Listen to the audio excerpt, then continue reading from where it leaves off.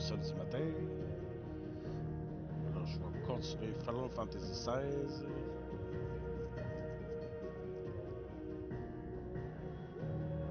Ça, il me restait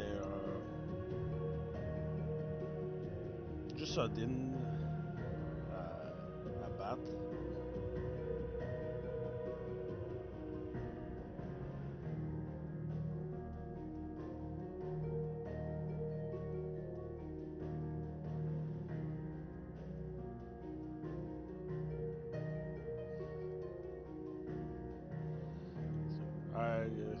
Midnight Siren.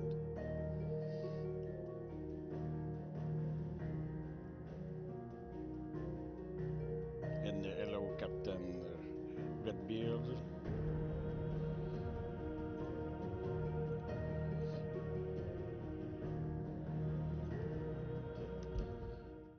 So we'll continue Final Fantasy XVI.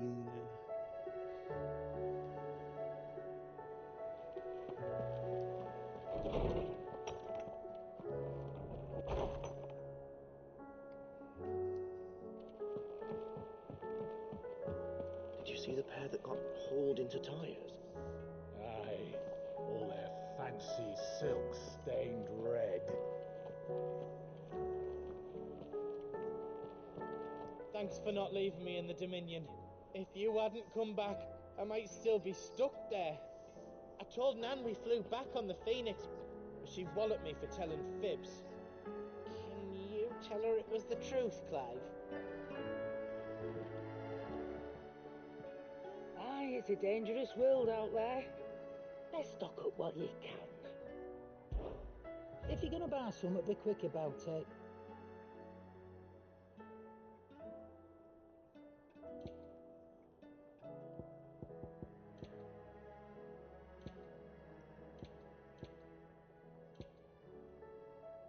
Toute full. Last lecture. 20 000.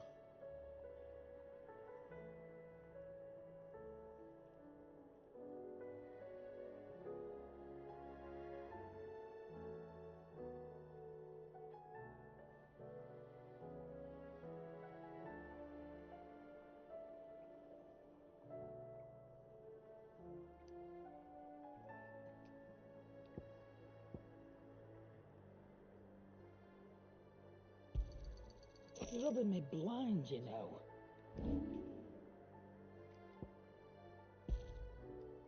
Is that all?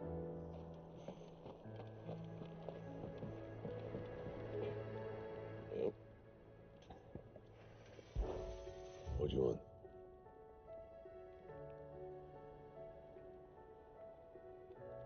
C'est meilleur qu'Excalibur.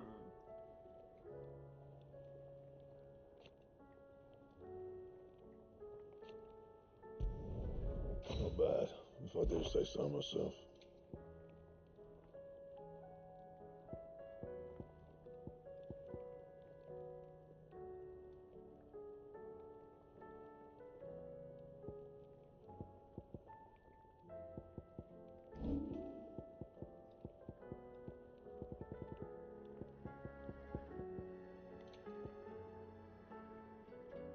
Anything else?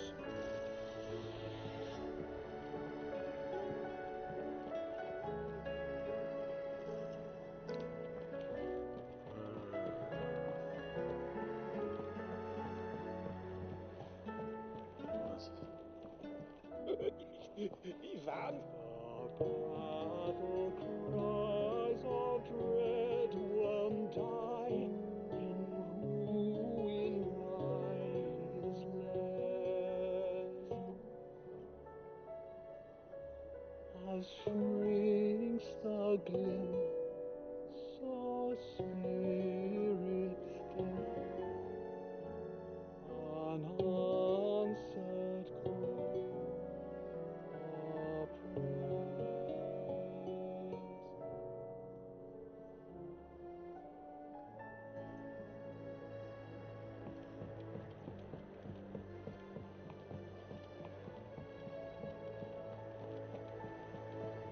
There's barely been a shipment in since the sky started boiling. Have few more days without a visit and we'll have to start eating the blankets. Did you see that? Tell me you saw that.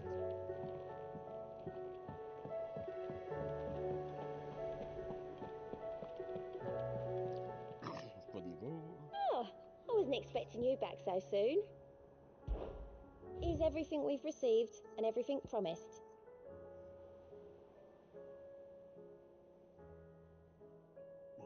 Meilleure potion. Here you are. All done?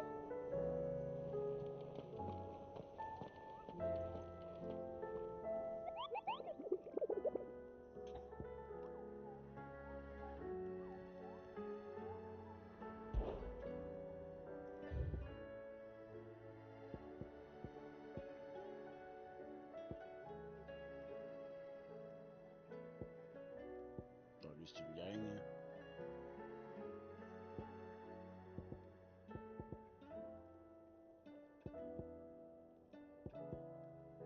Tu veux l'eau chaude?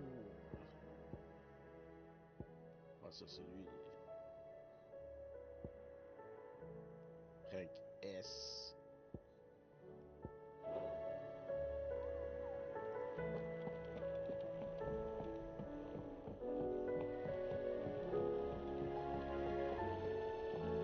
The girls here can have Otto and Gav and Gareth and Cole and all the rest. My heart beats for another. Now, if only Lady Taya would let me into the infirmary to see him.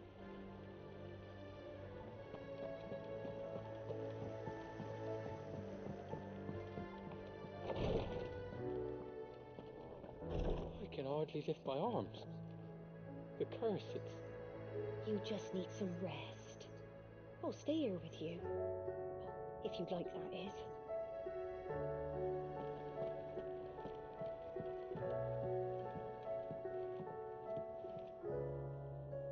The injuries suffered by both your brother and the prince were bad enough.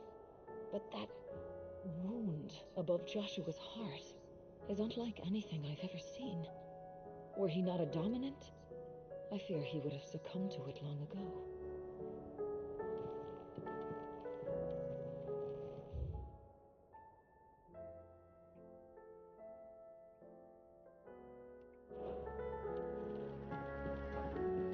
Je parle à Otto.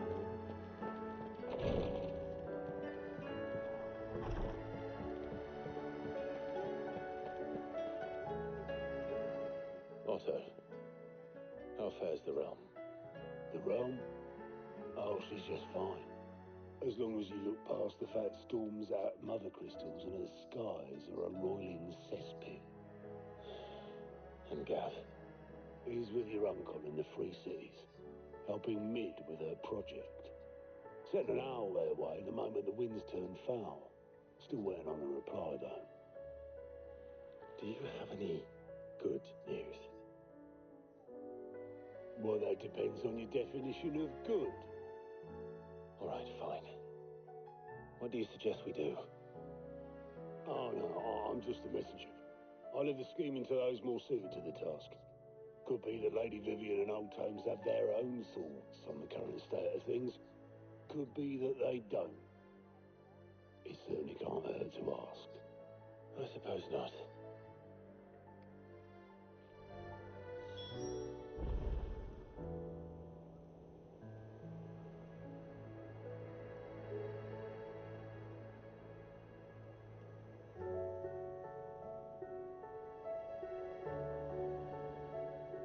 I see that every report that comes my way makes it into the hands of both Lady Vivian and the Lawsmen. If anyone could tell you what might be barreling down the mountain towards us, it would be that pair.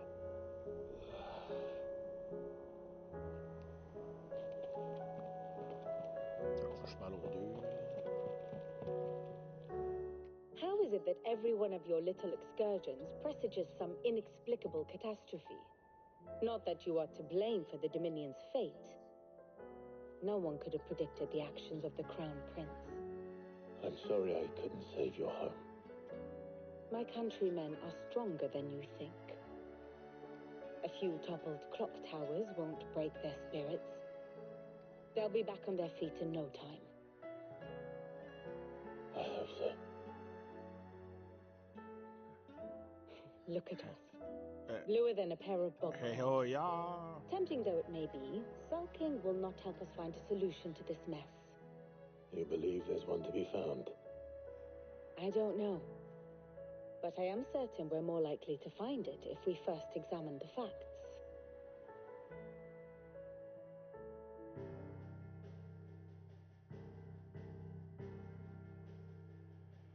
Beneath these darkened skies, fear and confusion reign over Valisthea. Oh, the lands around the fallen mother crystals had already begun to wilt for want of ether. But not like this. Crystals that filled wells and fueled furnaces, now nothing but pretty shards of rock. And those that hang from the people's necks cast nary a glimmer of light to keep the dark at bay. It is only a matter of time before the common folk convince themselves that the end of days is upon us. Yet I fear a swift end is more than we can hope for. While most of the world thirsts for ether, the remainder drowns in it, spawning Akashic in droves. And amidst the hordes of mindless beasts, with magics as like to fail as function, even the strongest nation would falter. Rosaria and the Iron Kingdom teeter on the brink of collapse, while the tragedy in Twinside has all but paralyzed the Holy Empire. Dhalmekia fares little better. Rumor has it the ministers fled the capital after the fall of Drake's Fang, leaving their beloved republic to crumble. Waloed, meanwhile, moves in earnest. The Einherjar has been sighted off storm. The world, in short, is in chaos. It would seem our civilization was nothing but a castle of sand, to be washed away at the whim of the waves.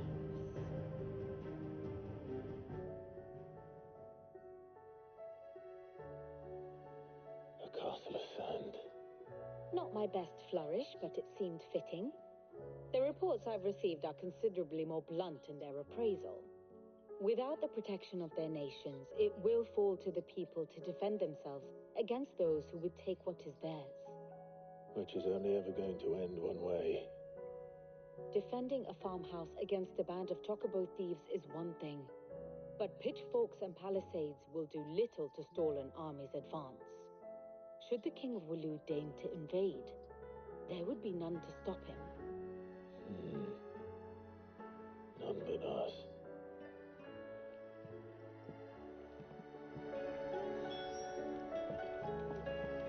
Je vais parler Arpocrate.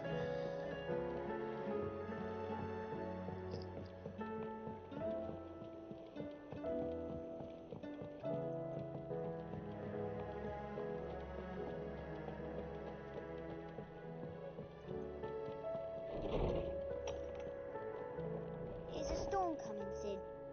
Will there be thunder?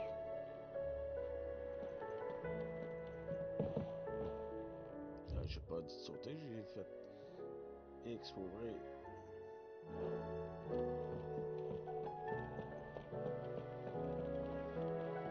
Sid, did you know that chocobos are far more resilient to the effects of ether than most other beasts? Some say that's one of the reasons they were tamed for use as mounts and sumpters, so that an ether flood wouldn't mean instant death for their riders or drivers. Me, I reckon they built it up over generations. Too many foolish traders driving their birds into floods, and only the toughest surviving. Let me guess. You're here about the skies. Is there anything you don't know, Lawsman? It doesn't take a court astrologer to augur the obvious. As for what has disturbed the heavens, that, I believe, is a question the Fallen might be better placed to answer than I. And on the 6th day did the gods tear the sun from the firmament, visiting darkness upon their prideful sons and daughters. but I dare say you remember your childhood lessons on the sins of Zemeckis only too well. You think they're connected? That Ultima was one of the gods responsible?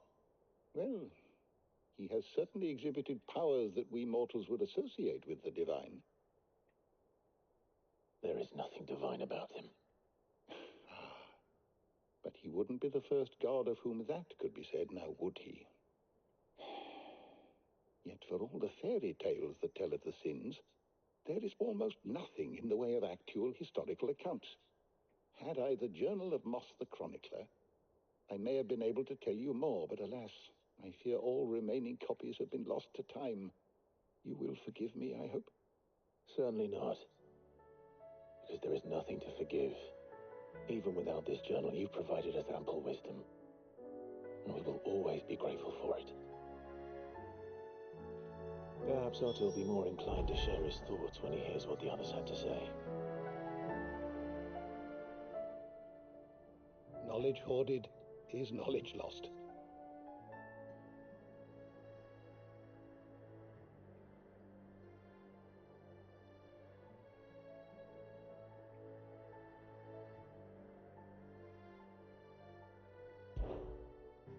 I have a few new notes that might interest you.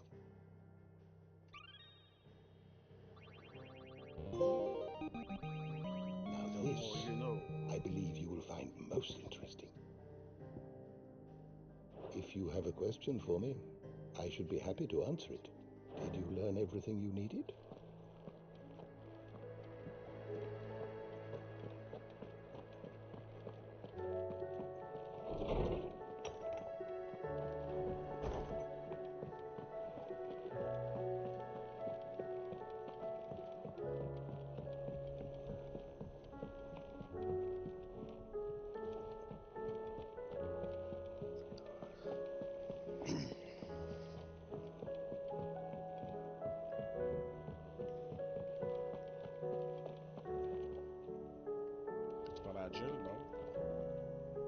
Clive, we have a problem. Only one. That would be a first. It would. Actually, there are three. We had as many owls arrive while you were at the shelves. Martha's got a Akashic at her gates, and talk of monsters roaming the hills outside of Northreach has put the wind up Isabel and her lot. And don't forget Dalamil. Lubor says the village was raided by bandits. When it rains... It fucking pours. The curse breakers are spread thin, taking stock of the damage in the Dominion. And even if I could get word to all of them, I doubt they'd get here in time to make any real difference. Which means there's only two people who can. Jill and I. Let them know we're on our way. The messages from Martha, Isabel and Lubor weren't long.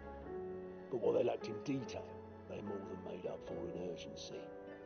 Our friends need your help. I'm ready when you are, Clive. The quest. How are you doing? Quick look.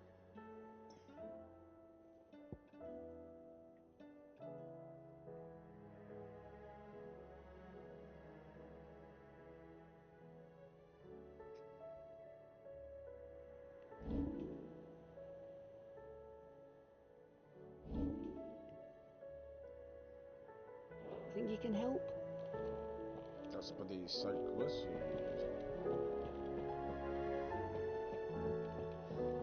Are we even safe here? Over. Fancy a look at the list, do you? Quick look.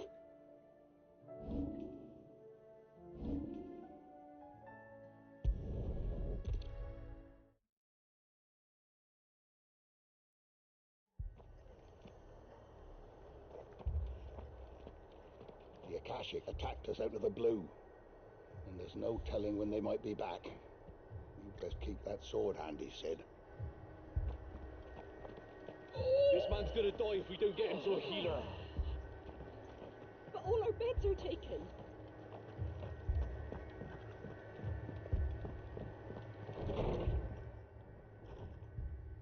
Martha, it's good to see you. And you, Clive. Jill? Otto said he'd been attacked by Akashic. What exactly happened here? Those skies are what happened. Not long after they fell dark, we had our first visit. There were hundreds of them. Tried to storm the hill. Only a handful made it up here, but that was more than enough. The rest are still down there now. And while we have a few willing fighters holding them back, they're sorely outnumbered. What do you think, Clive? That we join the fight? I thought you'd never offer. Now, where I need you is the Fallen Gate. That's where the fighting is fiercest. Let the men know you've come to help. Something tells me they'll be pleased to see you. We're on our way.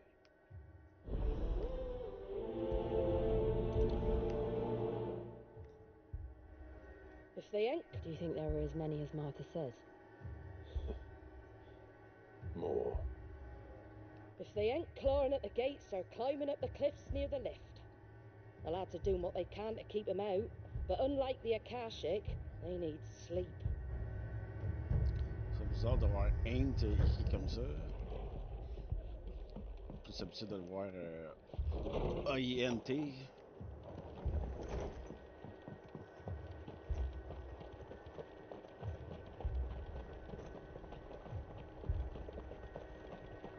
You don't think they've abandoned us, do you? Them not. Not a chance. Good girl.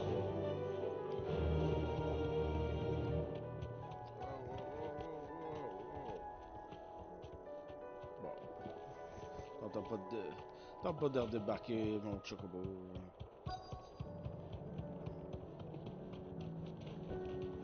Bon, pas le choix.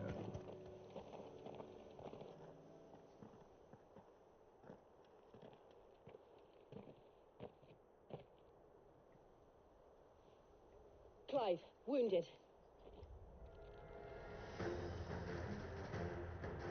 We deal with the Akashic first.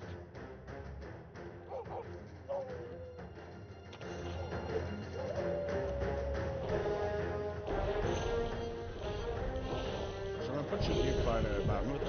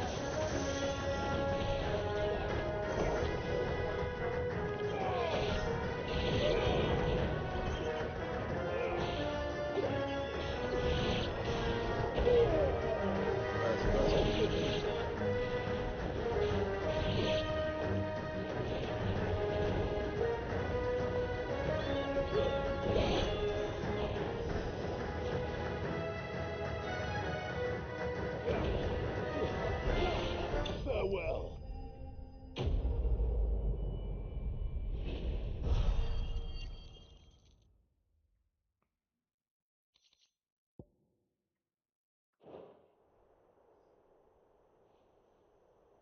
These men don't have the look of hired swords.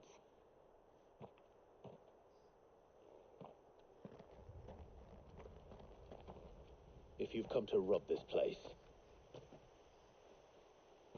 You are mistaken, my Lord Rosfield. We're here by Madame Martha's leave. How do you know my name? Forgive me, my lord. There wasn't time for introductions. We're with the Guardians of the Flame. Wade's men? But how did you come to be here? Where is your commander? Sir Wade left earlier with a scouting party to find out where the Akashic were coming from. Did he? Take your wounded back to the inn. Martha will see you're looked after. We'll join you anon.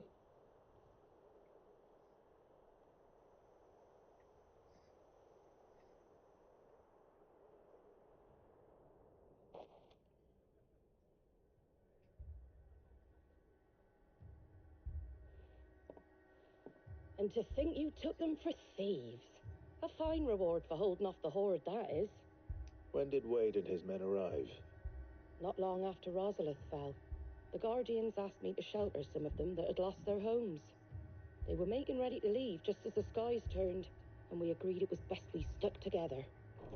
Martha! Trouble! The scouting party's almost at the lift, but they got a pack of Akashic snapping at their heels! And they got wounded with them! They're not gonna make it! Damn it all. We'll worry about them, Martha. You look after everyone here. If any can still fight, send them to the lift. I will. You two be safe now. The lift can only carry a few at a time. If those Akashic get as far as the cliff, Wade's men will have nowhere to run.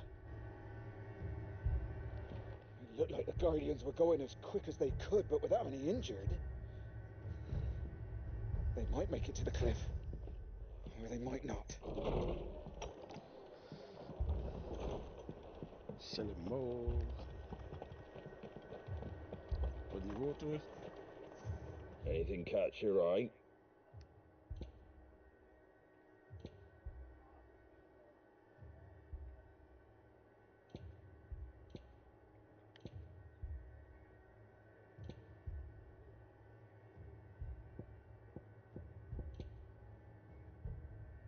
Wat de muziek. C'est pas charme la musique. Ça coûte 25 000 pour un morceau de musique. Mad dogs. Alarm.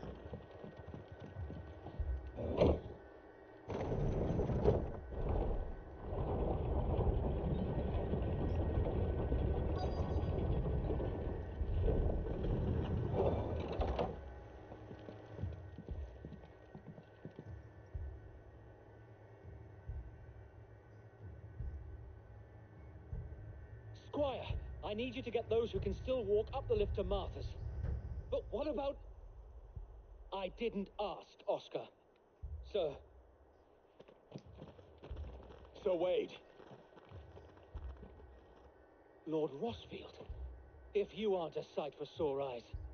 Martha seemed to think you might need some help. And by the looks of it... We thought we could sneak by them. But we didn't know there would be so many. How could we have?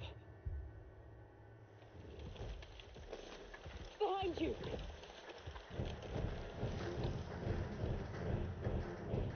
Damn it! We need to get the injured to safety. Do you think we can hold them off? We can certainly try. Are you with us, Sir Wade? Always. Then let's do our duty.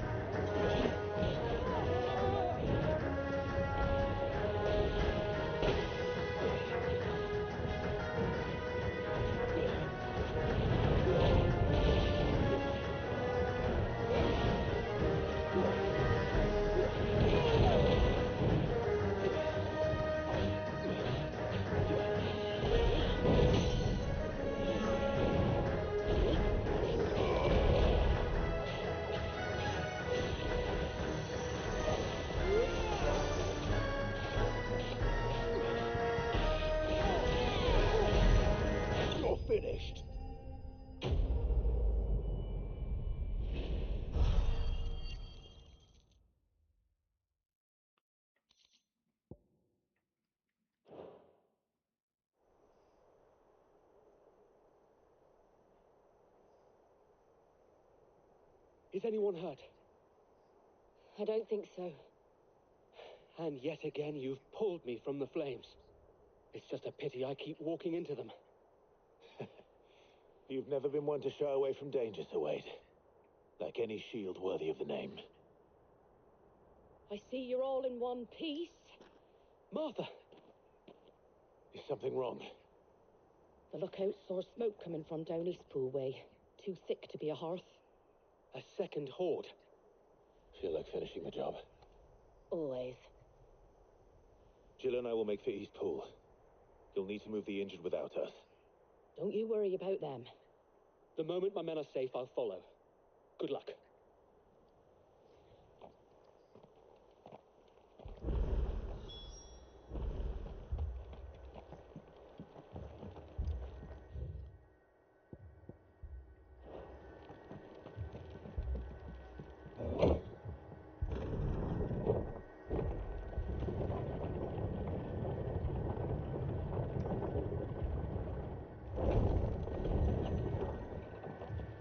Mad dogs.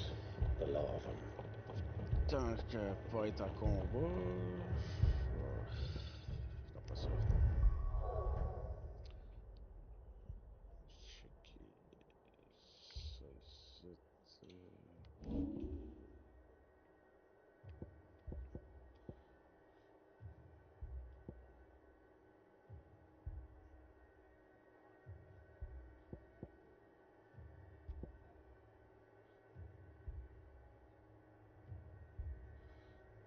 Seconde, c'était quoi?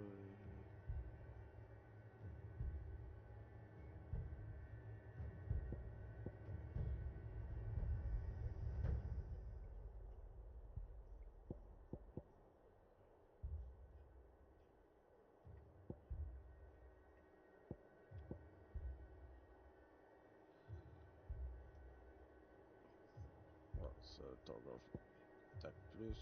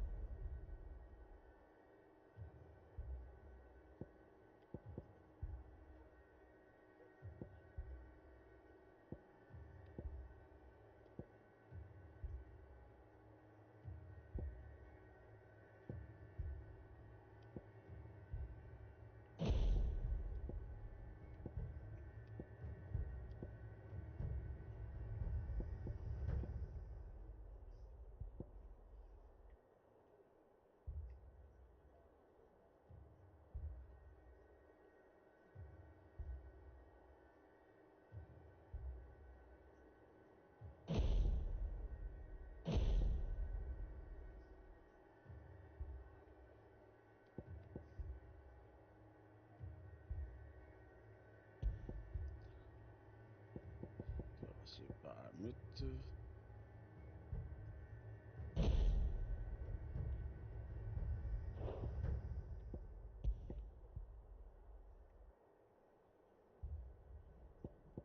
peux ça mettre. Ah, je peux la mettre. Ah.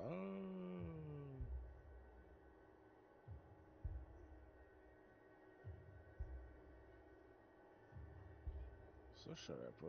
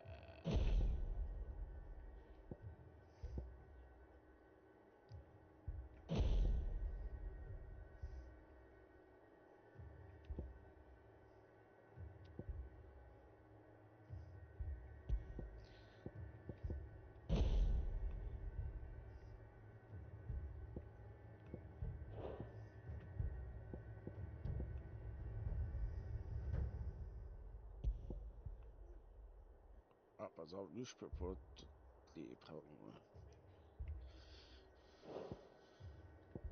Est-ce que lui, je peux... Ben...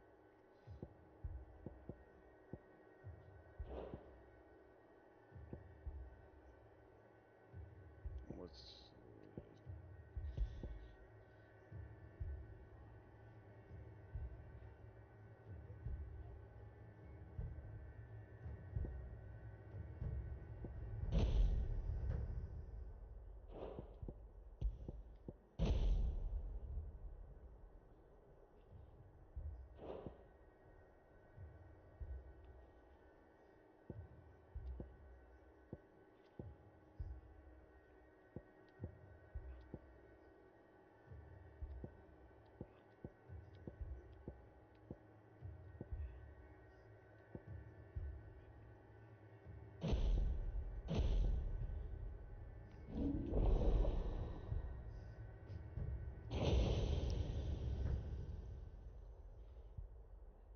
je sais pas si j'ai de... J'en aurais comme deux autres. Mais qui? Il y a juste Odin.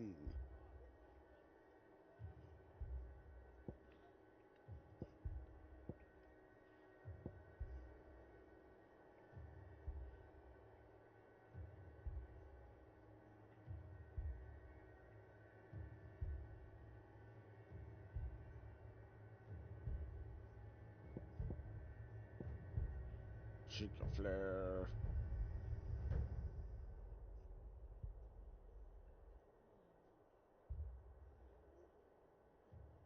Il fait 5 de dommages.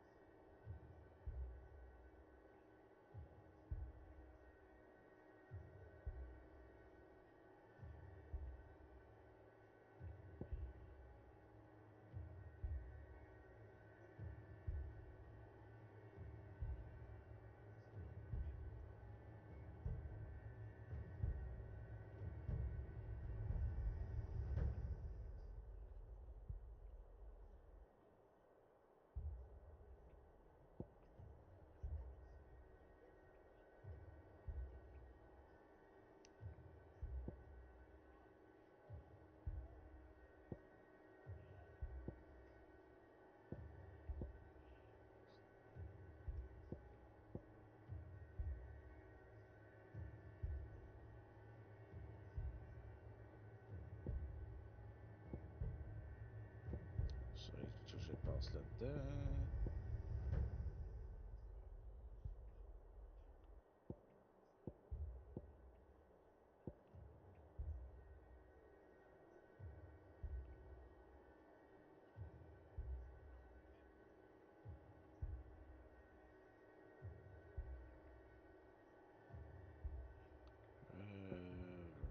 On passe là. On passe là.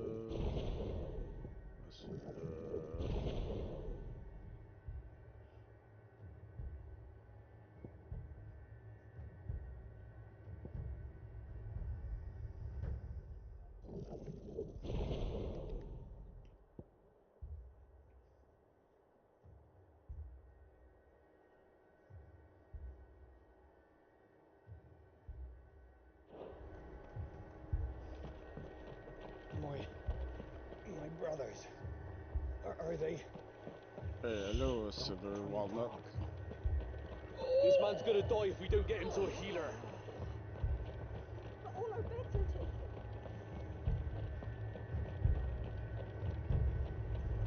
Fiends try to climb the walls here, too. Founder knows where they're gonna show their ugly faces next.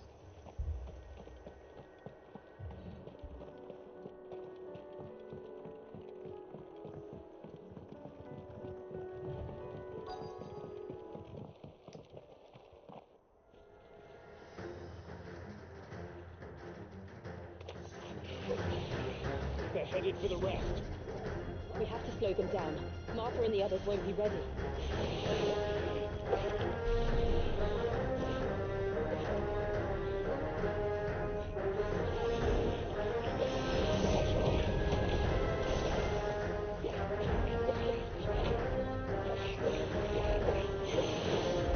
C'est noir chargé, l'hélicoptère.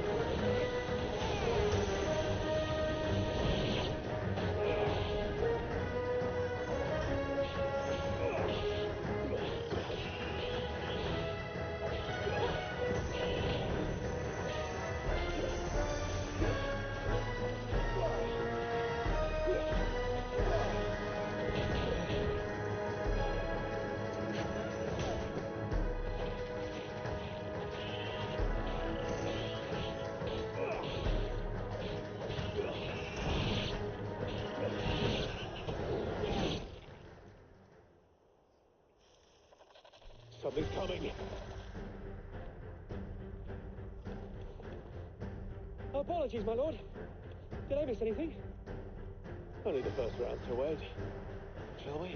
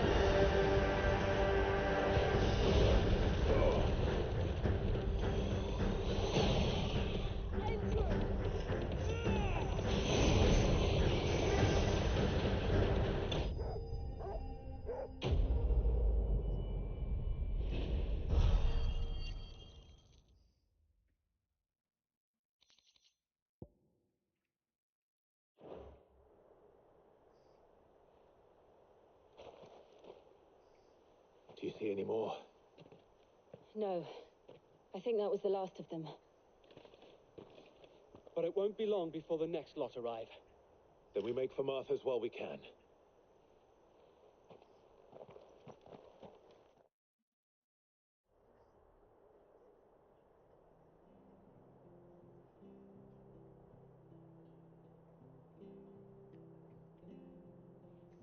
What did you find out there? The same as Sir Wade. Scores of Akashic. Well, wherever they came from, they're gone now. Our lookouts say the lowlands are clear. Hopefully we'll have enough time to lick our wounds. How many of your men were injured? A damn sight less than if you hadn't turned up. Thank you. It was a hard-fought victory. But as long as the skies remain dark, I fear the Akashic's numbers are only going to rise. It's not a matter of if the Horde will be back, but when. And whether that's sooner or later, we'll need to be ready. The inn here affords a good view of the land, and is easily defendable. I'd like to make this one of our outposts. What do you say, Martha? You'd have more men to guard the rest.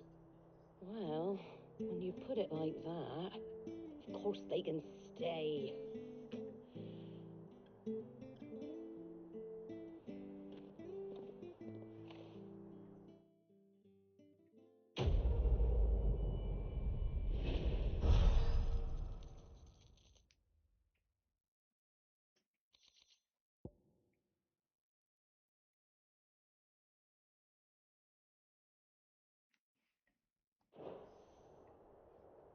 My lord, there's someone I'd like you to meet. Oscar, over here.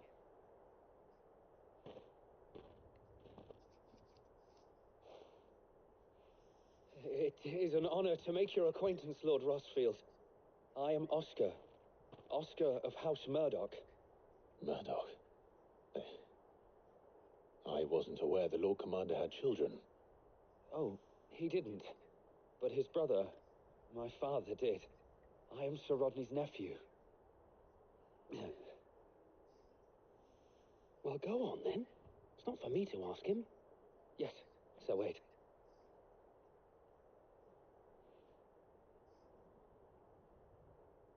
If it please you, my Lord Marquis, might you take me as your squire? I would learn the duties of a shield from the finest. I'm sorry to disappoint you, Oscar, but I am a shield no longer. Nor was I ever the finest. And spending time in the company of an outlaw hardly seems a fitting education for one aspiring to take his oaths. My Aunt Hannah once told me that a man is not defined by his title, but what he does in its name. You have accomplished much since taking on the mantle of Cid, winning no little honor in so doing. And I would sooner serve under an honorable outlaw than an unworthy sheep. Not that Sir Wade and the other guardians are... I mean to say that, It's all right. We know what you mean. There is only so much the boy can learn from me, my lord. But a squire... Would that really be so bad? You were a squire once. And I'm certain Sir Rodney would approve.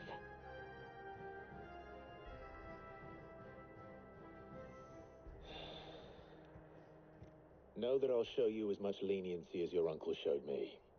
I would not have it any other way.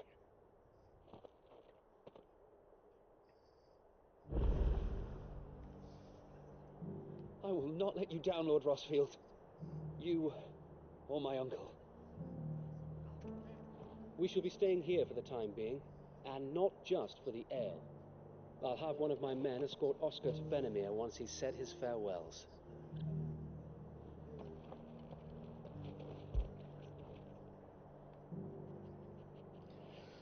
Je vais me téléporter direct à partir d'ici. Non, ouais. Well, this isn't at all foreboding.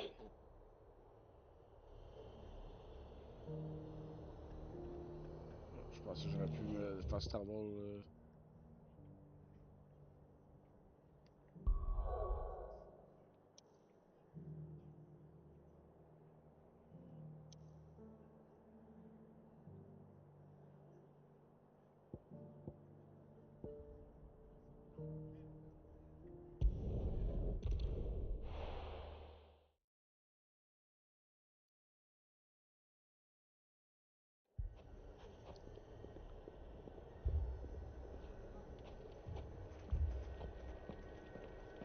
Poor bastard.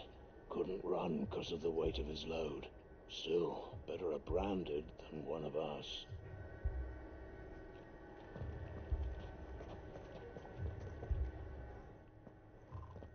Sid, your new companion appears much more formidable than your uncle. Should I be worried? You haven't been introduced. Jill, Clive has told me much about you. All lies, I'm sure. Your Stolas said that Dalamil has a bandit problem. Indeed. Although, you're a little late. They left with our food and guild days ago. Any idea where they went? The desert's a big place. Your guess is as good as mine. But the fact is, I have more immediate concerns. What did you say to me? What did you say? Ah, as if by magic. Let's just say we've yet to reach a consensus about how to solve Dalamil's little problem. And at this rate, it won't be the actions of the bandits which prove to be our undoing. It will be our own.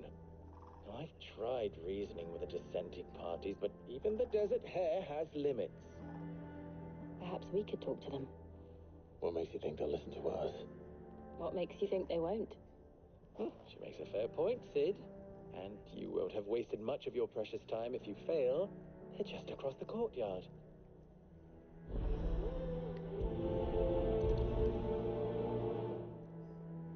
Suppose we just follow the shouting. They're both as stubborn as the lover's pox, and every bit as irritating. No one insists on the proposed plan of action before the... Continue à parler tout seul.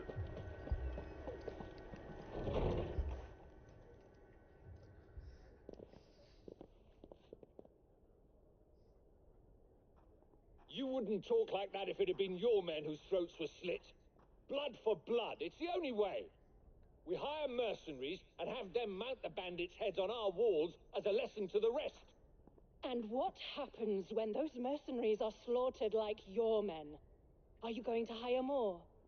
We're better off using that coin to buy food and supplies. If we hire mercenaries, the only thing we're buying is the bandit's ire. And you cannot fill empty bellies with that. Do you hear me? But what happens when they come back? Maybe it'll be your throat that's slit. That's enough. Both of you. Any more of this and I'll throw you out myself. Come back when you're ready to talk like adults.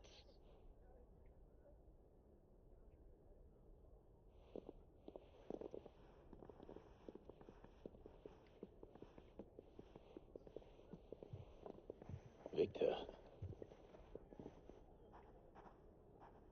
What's he doing here?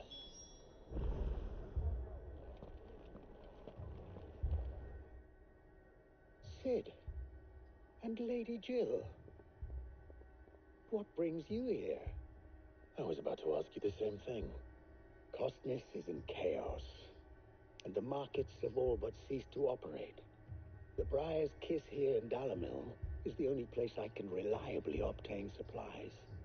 I was here to do just that when Master Lubor told me of his troubles. He thought I might be able to talk some sense into these fools. But if you're here, I suppose his patience must be waning. Who are those people? Those were the thorns in Lubor's side. And the reason this place might be headed the same way as Costness. It's these accursed skies. The darkness is enough to drive a man to madness. Or an entire city, for that matter. We're still working on the skies. But in the meantime, perhaps we can find a solution to Dalamil's problems. I hope so. For all our sakes.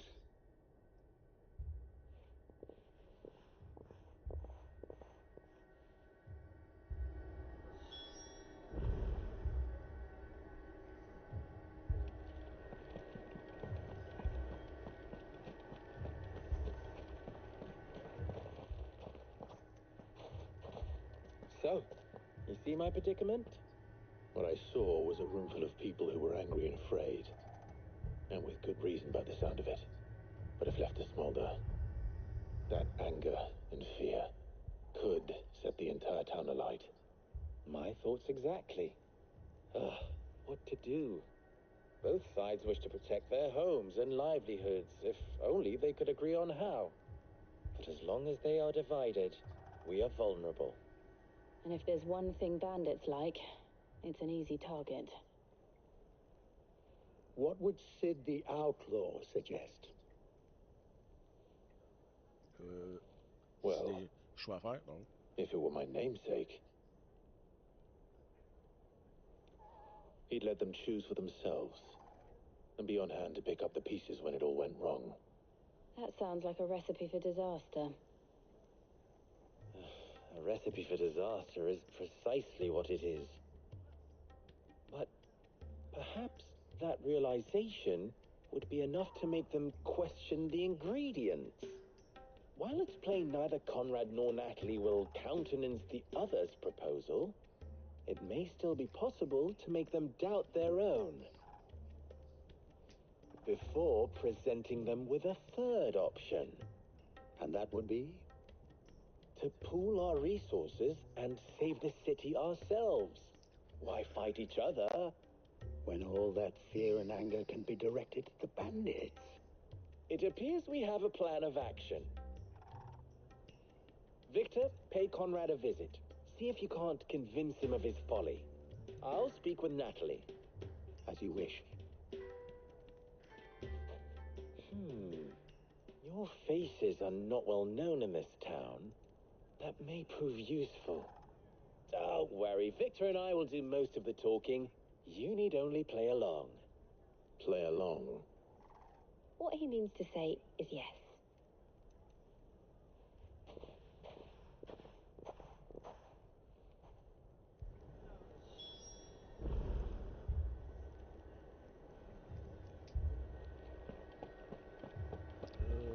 C'est tout proche.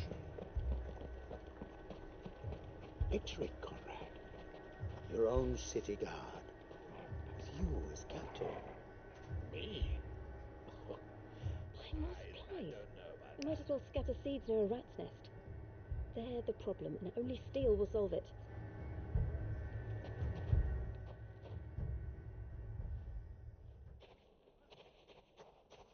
Ah, here she is.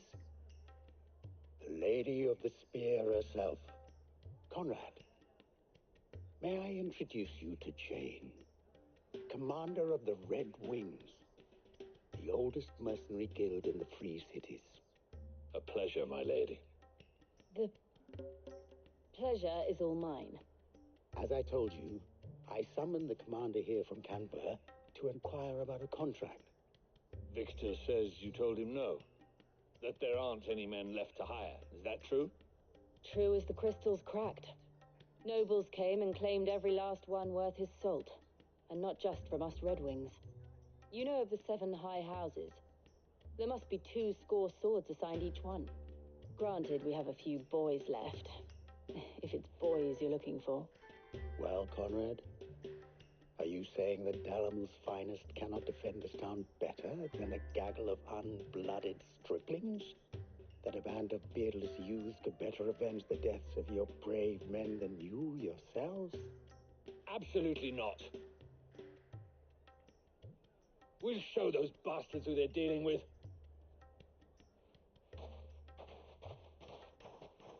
I can't believe that actually worked. Conrad's not what you called the brightest candle in the crypt. And there's a reason why I had you do the talking and not Sid. Well played, my lady.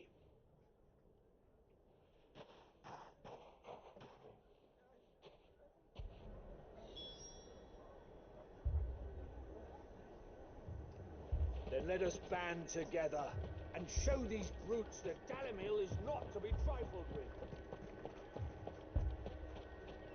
What a shock.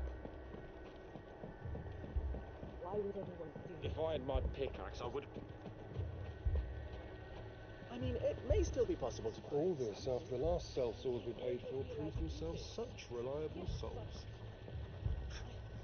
You'd have us throw good gill after that. Ah, here he is now.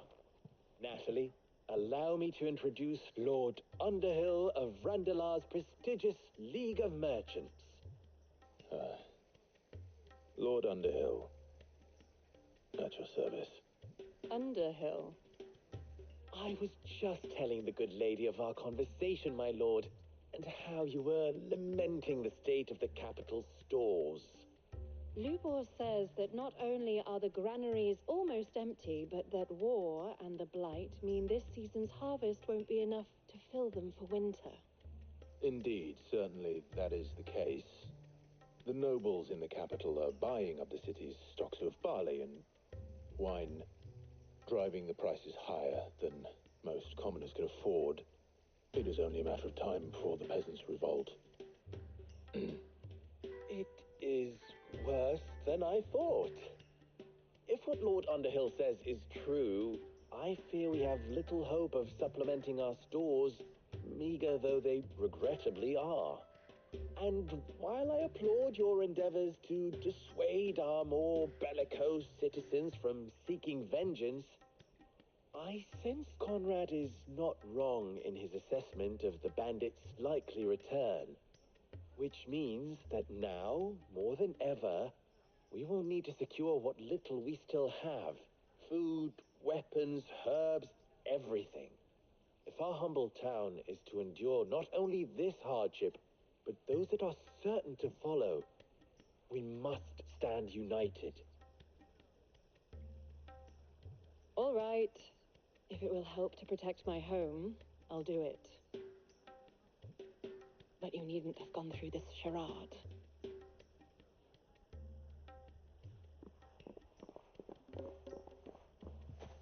Thank you, Clive. Your performance was nothing if not workmanlike. She saw right through it. I didn't say it was good, merely that it produced the desired effect. Now, my scouts should be returning shortly. Meet me back at the Briar's Kiss, and we shall see what we face.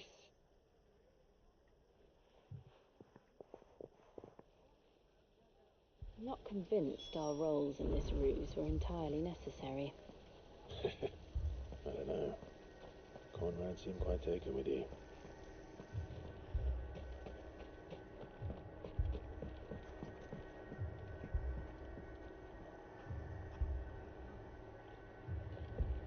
Mummy, I'm scared.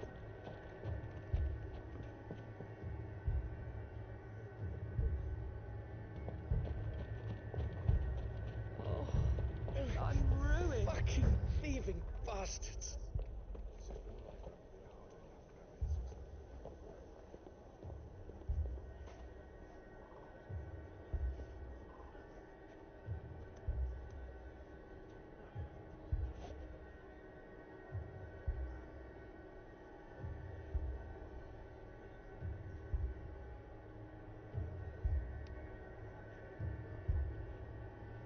Poor bastard. Couldn't run because of the weight of his load. Still, better a branded than one of us.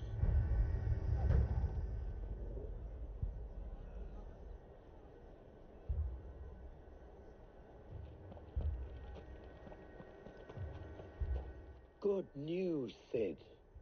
Both Conrad and Natalie have somewhat gracefully accepted their new roles. With time, they may even learn to. Time no longer appears to be the luxury it was before lunch. I take it your scouts found the bandits. Technically, it would be the bandits who found my scouts. It appears they march for Dalamil as we speak. All of them. You're not serious. They don't just want food, they want the whole damn town.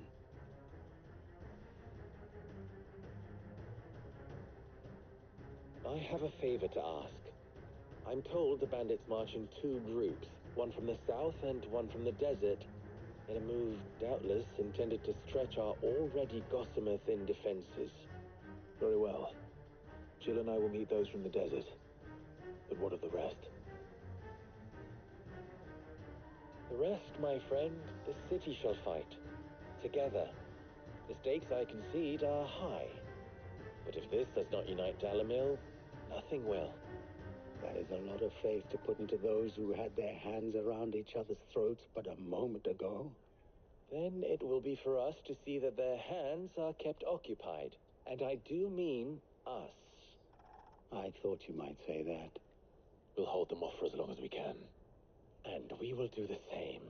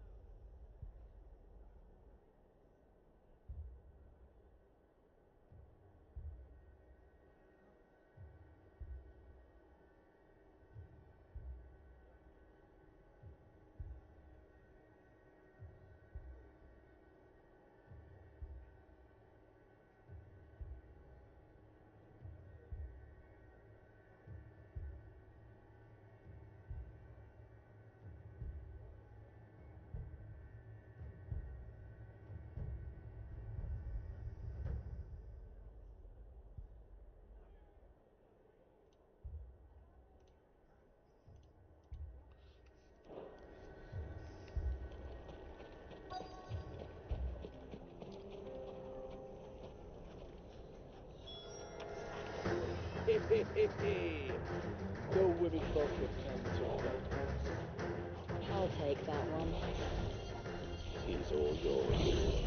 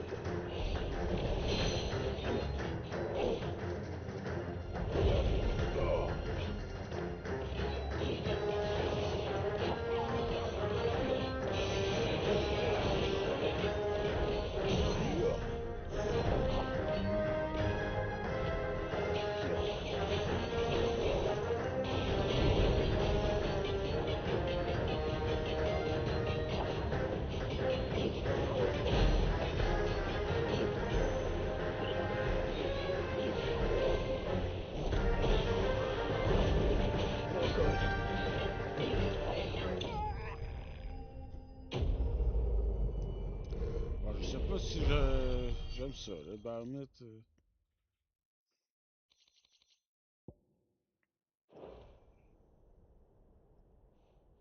The townspeople. Could they have held out? I don't hear any fighting. What do you think? That we should hurry.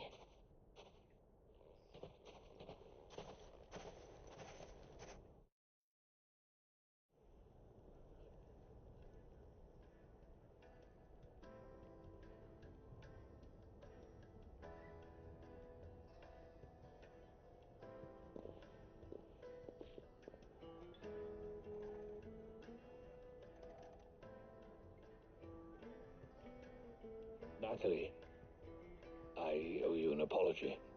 You did well out there. The inn would have been lost had you not held the line. Without you, there would have been no line to hold. You saved us, Conrad. You saved Dalamil. We all saved Dalamil.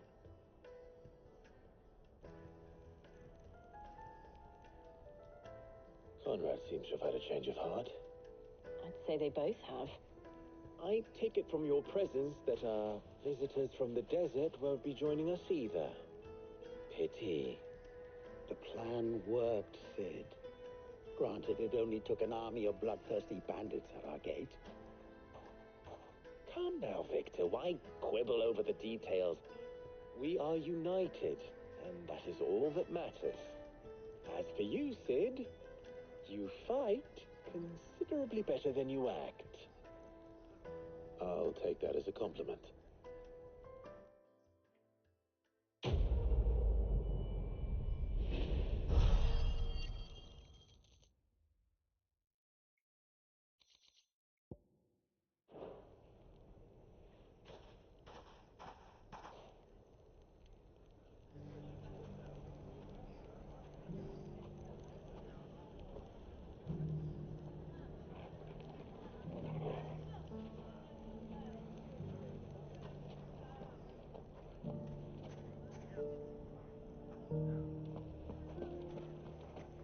So, where did you learn to swing a sword like that?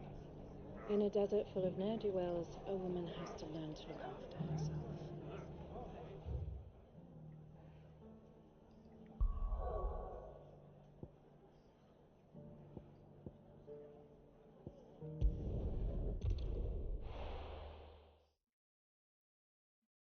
First we find Isabel.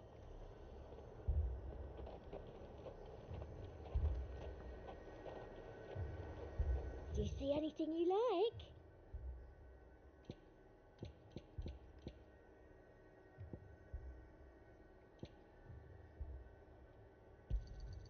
You've a keen eye. An excellent choice. You've a keen eye. And a fine, fine day to you.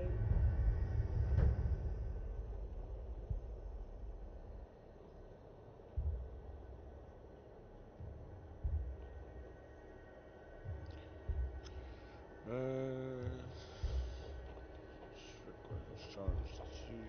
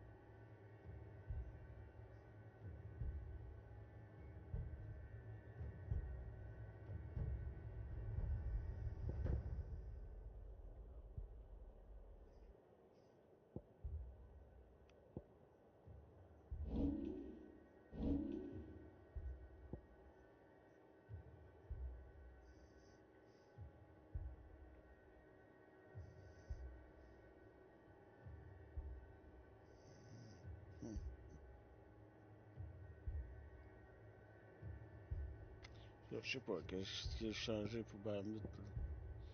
Je trouve qu'il est long à charger.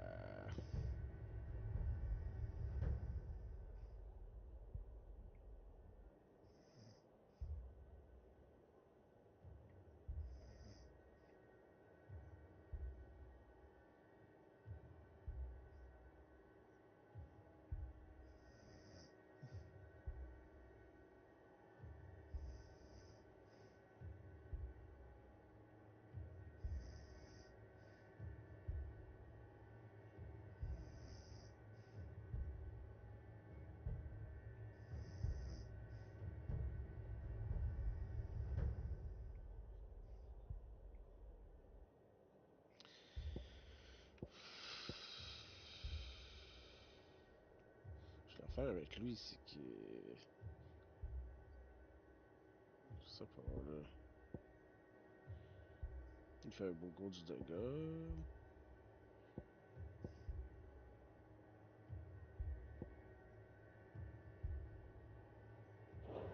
C'est ça de même. Heard a bloke saying he saw ghosts on the far side of the wall. Ghosts? Then a wall won't stop them.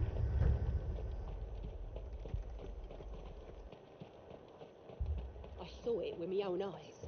The whole of Oriflamme under a flood. And we're next.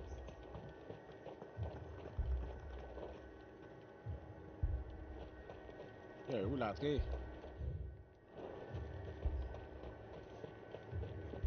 If there are ghosts in the Royal Meadows, then why isn't the garrison dealing with them?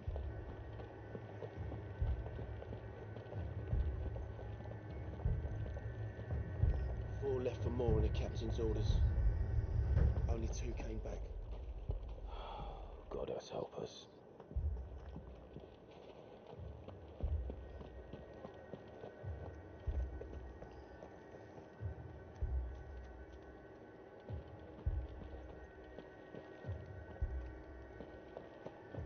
I can't do it. I can't fight those things. But you can. You must. For me. For us.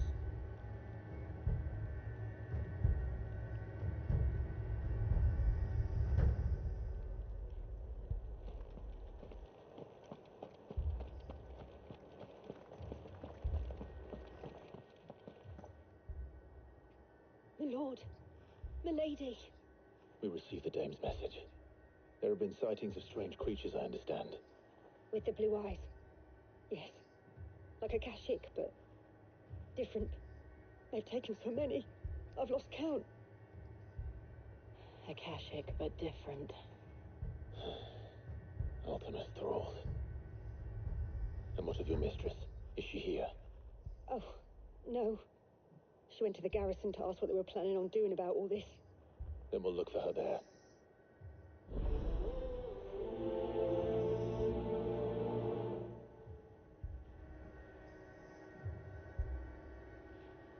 We've seen little and less of the soldiers of late. Anyone would think they were hiding.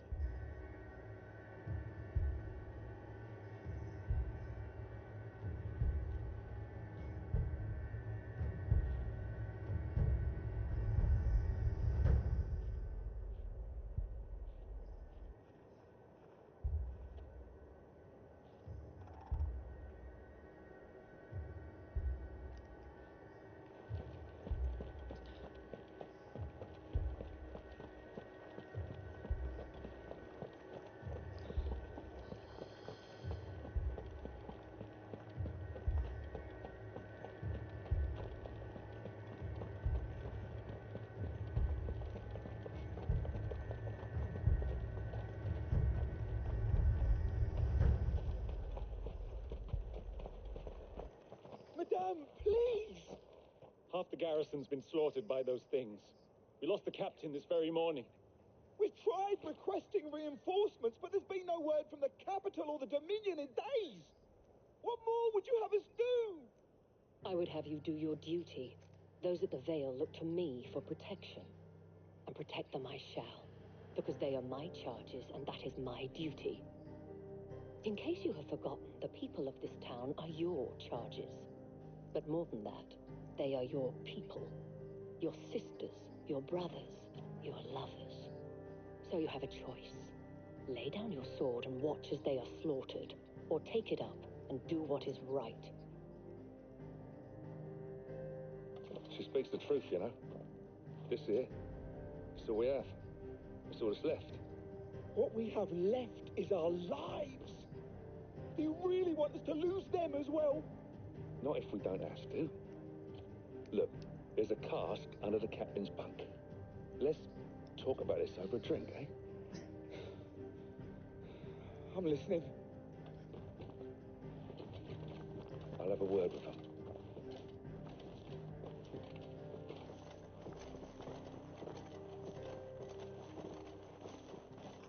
Ah, Clive. I didn't expect help to arrive so quickly. And sought to take matters into my own hands. It was a noble effort, but I thought you might still need some support. I'd like you to consider my needs. What we need to consider is where the creatures came from. The way the survivors speak of them, one would think they appeared out of thin air. And perhaps they did. It's hard to know what to believe these days. We'll talk to the survivors. I can't entirely blame the men of the garrison for losing heart. And they have provided a place for the injured.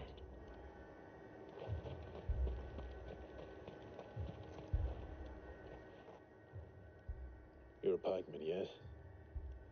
What happened? I've got family in Moor. I heard the flood was spreading, so I went to see if they were all right. And a pack of them glowing things found me in the meadow. I ran for my life. I never did get to the village. Leave that to us. But my family, they're still in the capital. I'm sorry, darling. I truly am. With no one to defend the place. Moor's days are numbered.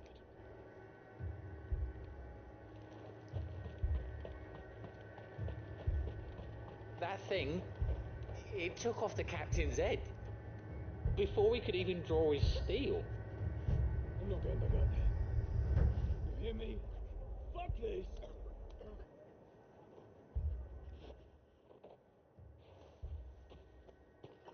Did you see the creatures that attacked you?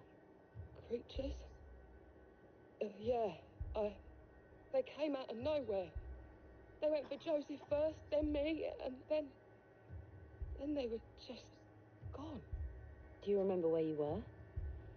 On the road from Oriflamme. We just passed Moor when... Where's my Joseph? It's all right. Just rest now. At least we have an idea of where the thralls might be now. We should head for more. Would you like to know I more? thought everything would be all right once we left the capital. But nowhere's safe anymore. Is it?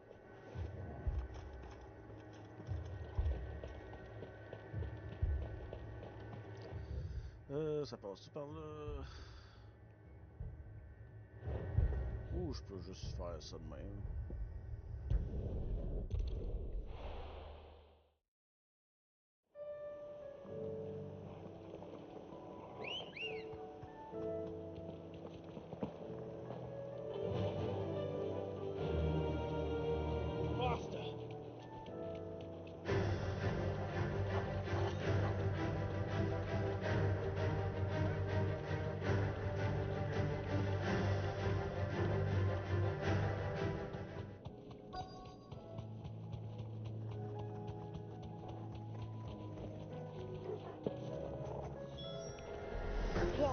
Look! I see them. With me!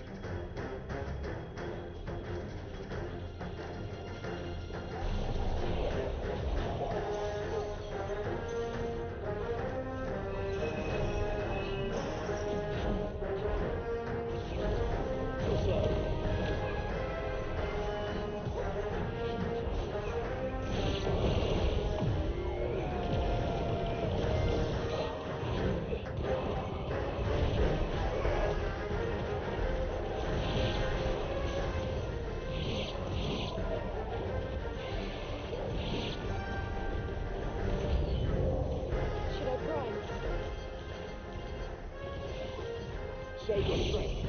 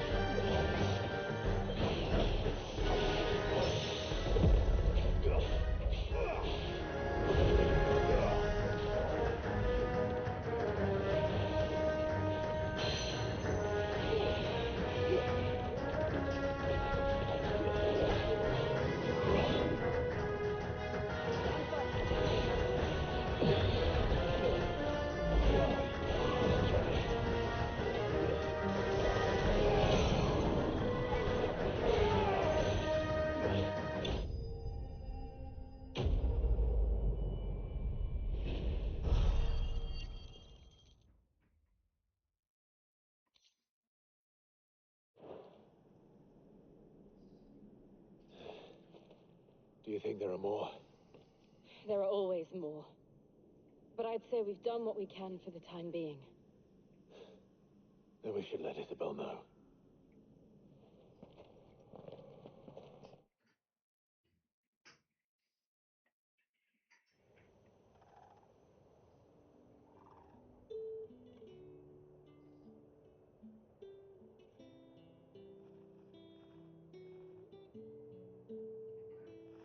You have the town's thanks. Don't thank us yet. There will be more. Many more. And you'll need to be ready for them. Oh, we shall. Isn't that right, Captain? Yes, milady. The garrison will be ready. Philippe here has convinced most of the men to remain at their posts. For now, at least.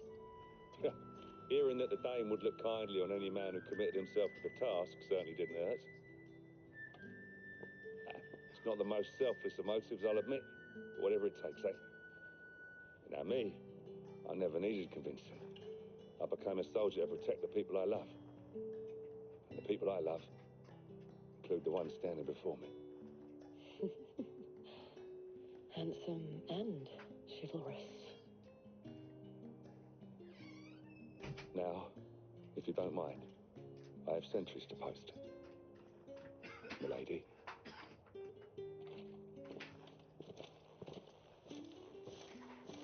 Lest you wonder, I'm not foolish enough to believe that this has solved all of my problems.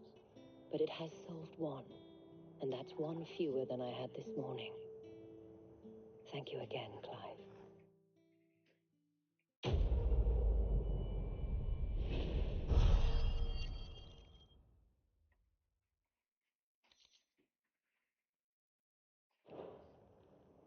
Our friends seem to have things under control. For now, at least. Let's go and put Otto's mind at rest. Philippe will make a good captain. He reminds me a little of you, Clive, but without all the mocks and mows.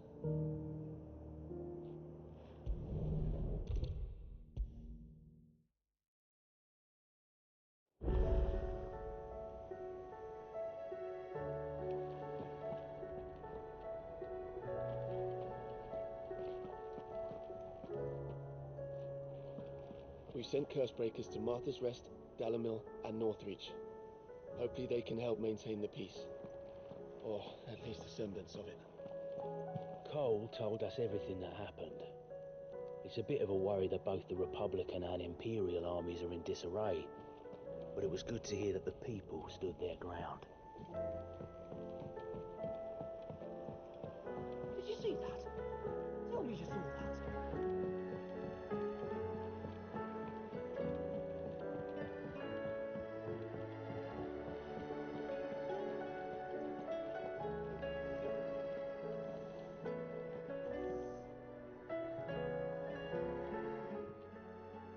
Still alive, are ya? If you're gonna buy something, be quick about it. You'll not find a better price than that. Finished, are ya?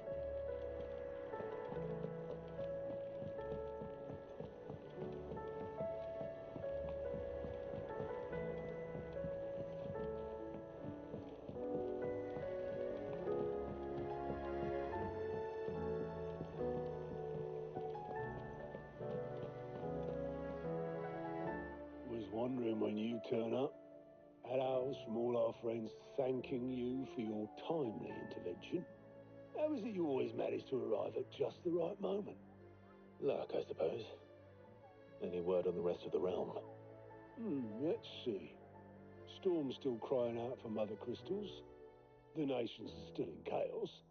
And the skies are still the colour of a kick in the kidneys 2 days on. So... Right. Clive, we knew this was going to happen. Well, not the bleeding skies part, but you take my point. Now's not the time to second guess yourself. Now's the time to visit the infirmary. Taya says your brother's awake. Thank you, Otto.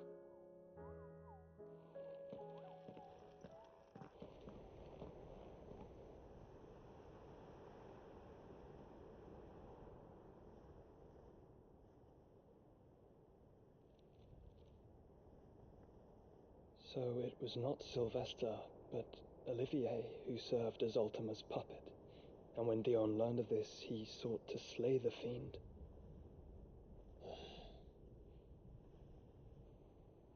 Only for his father to take the spear that would have freed him. Enough to drive a man to madness. Small wonder he hasn't stirred. be afraid to wake. Had I but reached out to him sooner, warned him of the threat Ultima posed. But now, both an empire and her prince lie broken. Joshua, what do you know of Ultima?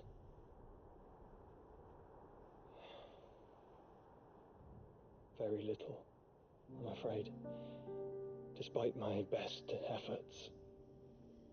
18 years ago, as I lay buried beneath the rubble of Phoenix Gate, 'twas not death who came for me, but another. And it was while in my rescuer's care I first heard of Ultima. I've been chasing his shadow ever since. Ultima is driven by some deep, dark purpose, and for whatever reason, it would seem you are crucial to his designs. He will stop at nothing to have you, even if that means toppling an empire. But why me? What possible use could I be to such a creature? That is one of many answers that have eluded me. Yet, I am certain of this. It is not mere chance. You were chosen for a reason. All dominants carry within them the might of an icon. Nigh limitless power that is at once acutely limited. I wield fire, and only fire. And I only ice. 8 wardens for 8 elements. But you, Clive. You are different. You're special.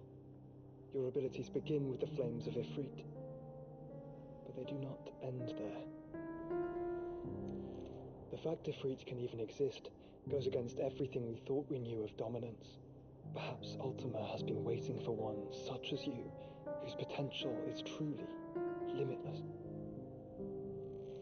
I've encountered that thing several times now. If it or he, as you say, needs me, why hasn't he claimed me as he did the boy? Were I to hazard a guess, I'd say the two of you are somehow incompatible. His mind not properly attuned to your body. His mind? Mind, awareness, spirit, call it what you wish. But I believe Ultima to be an embodiment of the concept.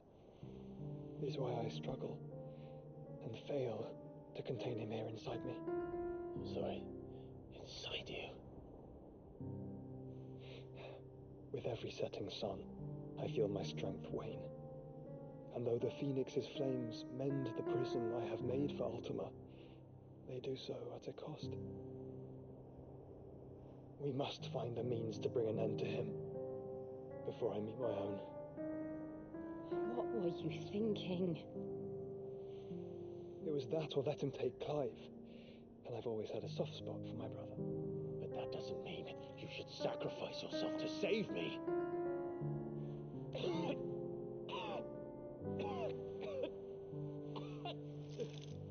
Joshua.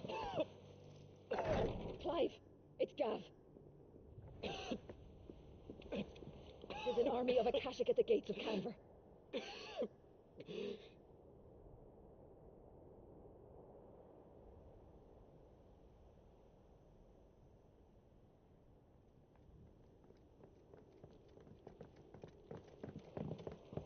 Well, what's the short of it? Tyre told you. The capital of the Free Cities is under siege by an army of monstrosities. The city guard are doing their best to stem the tide, but numbers ain't on their side. What of Lord Byron and Mid? Were they able to escape? No, but they're all right for now.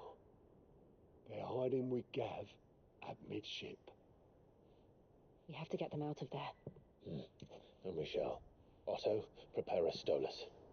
Tell Gav to stay exactly where he is. Understood.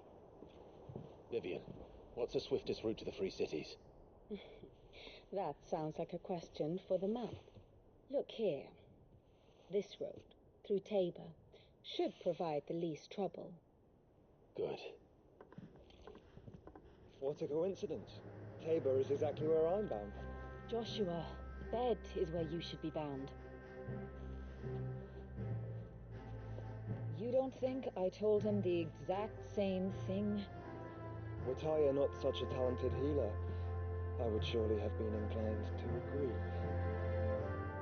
But, thanks to her ministrations, I feel I may safely rejoin my attendant, who is to wait for me in Tabor if we became separate. All right, we travel together. Clive. If he stays close to me, he'll be fine. Thank you, brother. I'll look after him.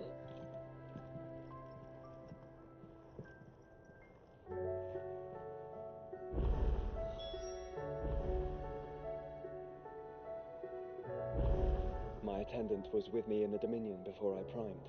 She would have watched the battle unfold and witnessed its outcome. I trust you'll be waiting for me in Tabor, where I can finally introduce you.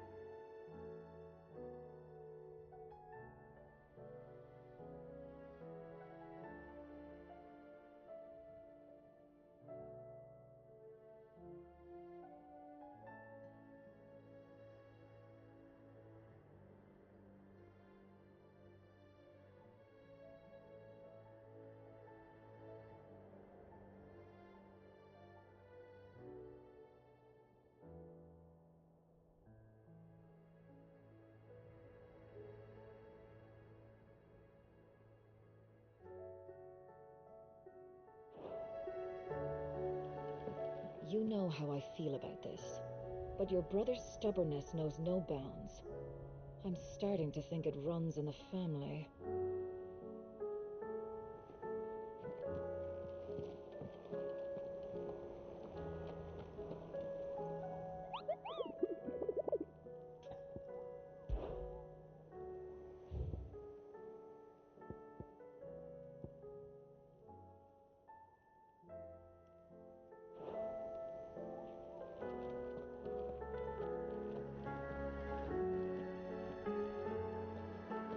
I pity those in the villages.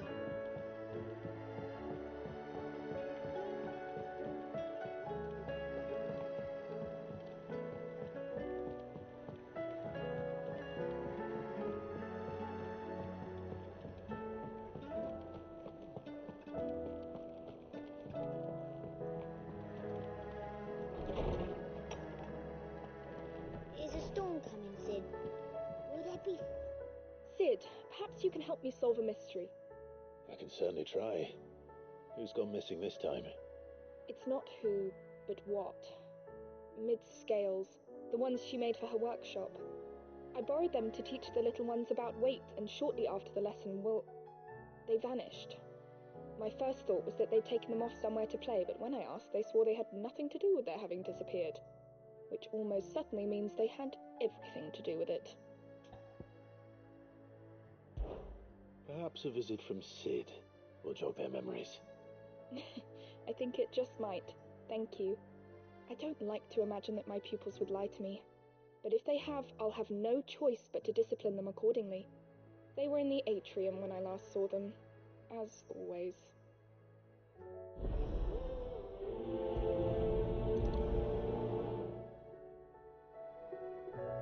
My My biggest worry is that the children have somehow damaged the scales, but are wary of asking for help because they think they'll be punished. And if I find out that's the case, I swear I'll take the switch to every last one of them.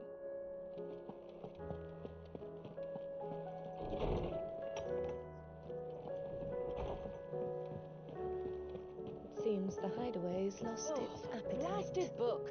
Can you blame? Sid! Look what the curse breakers brought back from Dalmatia. Said they were all the rage in Dalamil. Looks sort of funny if you ask me. I'll be damned. Have you had one before? Something smells good. What are we having?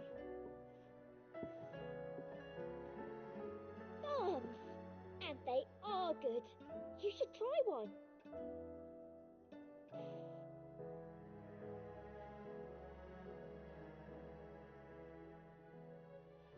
Eh? The bloody great hole in it. Who ate the rest? It's supposed to be hollow, silly. Haven't you ever seen Drake's Fang?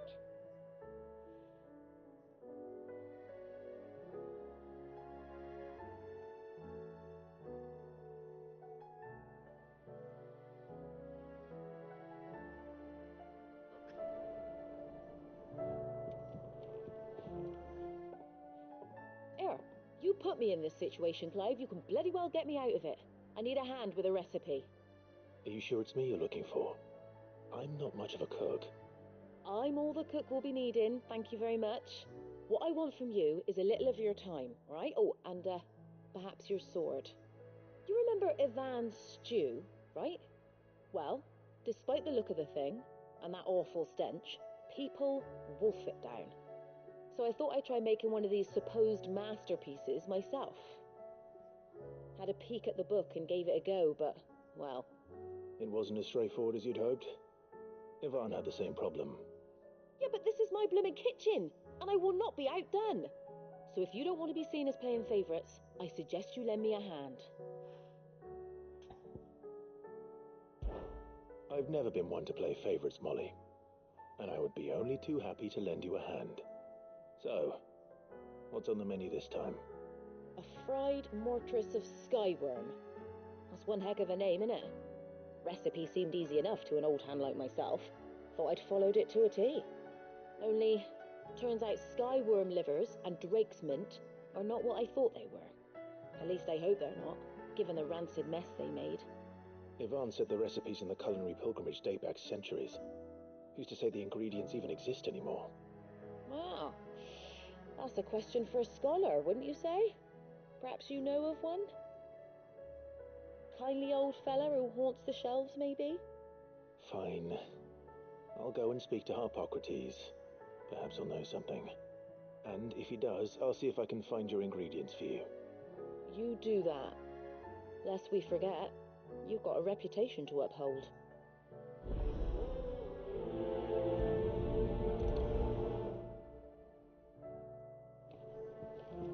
Seems the hideaway's lost its appetite. Can you blame? I thought I had it all worked out, but I'm buggered if I know where to find skyworm livers and drake's mint. Best hope everyone's favourite know-it-all can help us, eh?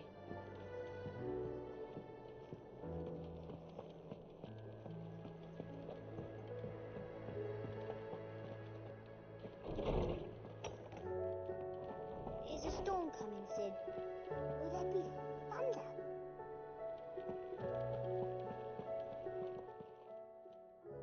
Lawsman Harpocrates. I've come to pick your brain if you don't mind. It's about the book you lent Ivan. Ah, Valisthea, a culinary pilgrimage, a classic. One of my favourites, in fact. The young man did a wonderful job with the Chancellor's stew. I do hope we shall be able to sample more such marvels in due course. That's actually why I'm here. I don't suppose you know where I might find skyworm livers and drake's mint. Ah, so the fabled Sandbrequois delicacy is next on the menu. Delightful. The descriptions of fried mortress never fail to make my mouth water. Now, skyworm is a somewhat antiquated name for the wyvern, their ground livers being the paste from which the mortress is made. Dragon livers. How very Sandbrequois. One would have thought the disciples of Bahamut would have a touch more reverence for their icon's brethren, but apparently not. I believe the specific dragon the recipe demands is the blueback wyvern, said to be the very colour of the sea beside which it resides. So we know where to look for our liver. But what about the drake's mint? Saint's bonnet in contemporary parlance, a herb which grows along the North Reach coast. I gather that one can locate the cheerful yellow flowers by their heady scent alone, so I'm sure you'll have no trouble finding them. I may add that people once believed game was best served with the flora that sustained it in life, in which regard fried mortress of skyworm is undoubtedly a typical dish of the time. Meaning that if I find one, I find the other. To Northreach, then. Best of luck, Clive. And do save me a bite once the dish is complete.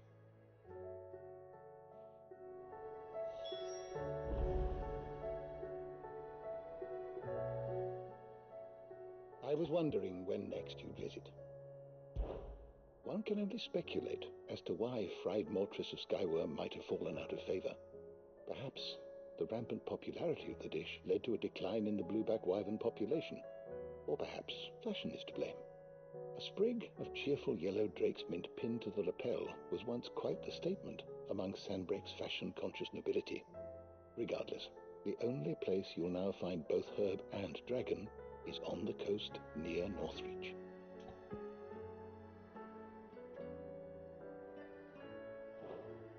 Fare thee well, my friend.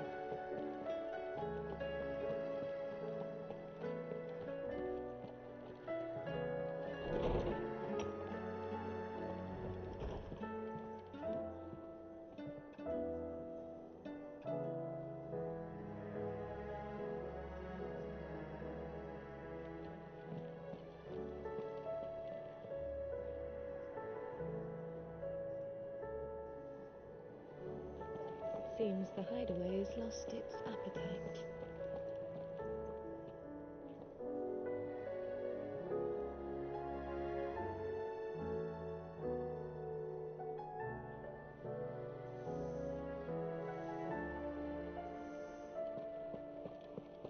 Did you see the pair that got hauled into time?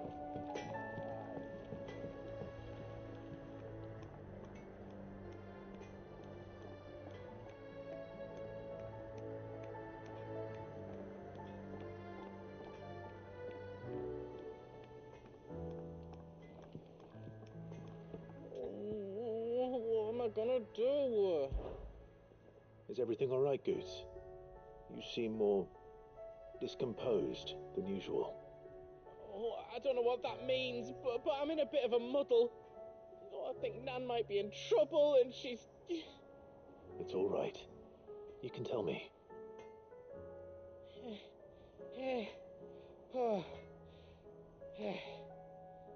There was a trader came by, one of our usuals, like. Said he'd heard some rotten rumours about her down Dalimil way. Folk are saying she's been selling to bandits and cutthroats and that. I mean, she's fond of a chance to make a coin or two, aye, but she'd never do business with baddies. Especially not the kind who go hurting people who haven't done out. I wanted to ask her about it myself, but I'm scared she'll give us a tongue lashing. She'd never give your tongue a lashing, though, would she?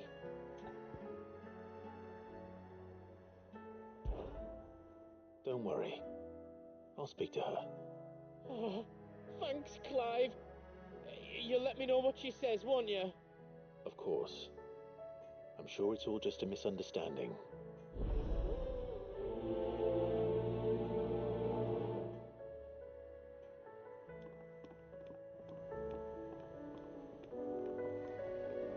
Nan sometimes sells swords and that, but never to anyone who's not a friend of ours. That's how it's been for as long as I've known her. You don't think it's true what people are saying, do you?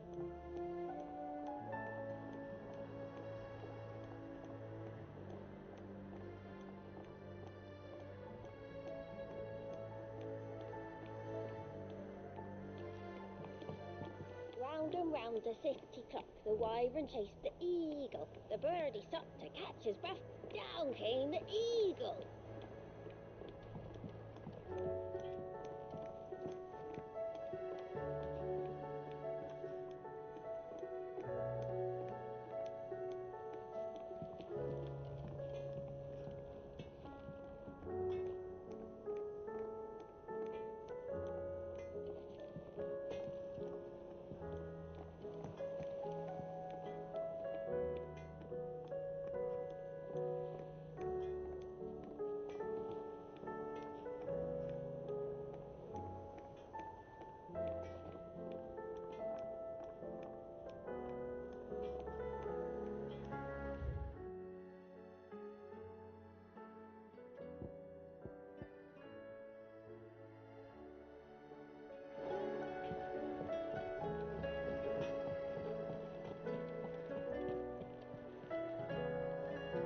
Lady Karen, how's business? Not nearly as foul as the weather. You're doing good trade then, both in and out of the hideaway? Can't complain. Wait, what exactly are you getting at? Not once in 5 long years do you pay my affairs half a care, but here you are today, raking me over the coals like a bloody popoto? Just asking. Out of interest. All right. I'm here because I was told that certain rumors have been circulating about you selling weapons to brigands. Oh, are you? And who was it who knows me so well as to tell tales of my evil exploits? I didn't exactly hear firsthand. All I know is that someone in Dalamil has been spreading word to that effect. And what? You believe it? You think I'm profiting off the blood of innocence, do you? Look, I've done things I'm not proud of. Might be there were a time when I turned a blind eye to the wretchedness of the world so I could line my pocket. But that woman is no more. And you'd know that if you'd ever paid the slightest bit of notice. You're right, Lady Karen. I apologize. It was wrong of me to doubt you. No, it was. No. I reckon you've got better things to do than pointing your do-gooding finger at a poor old woman. Of course. Good day.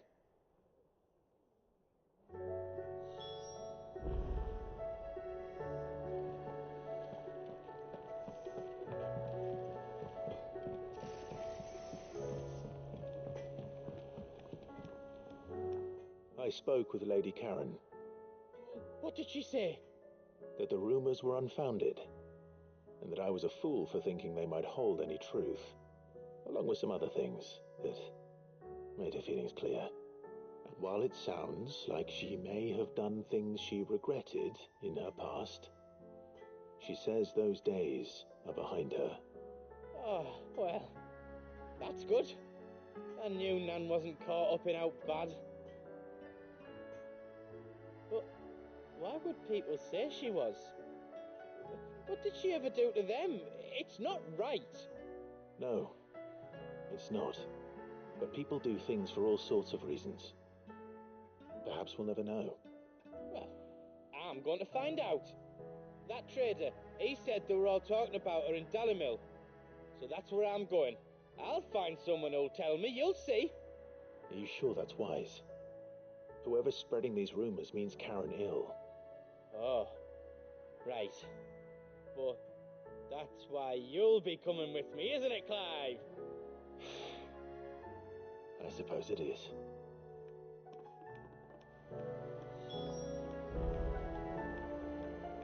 I'll find out who's been making up lies about poor Nan, and when I do, I don't know what I'll do, but it won't be pretty.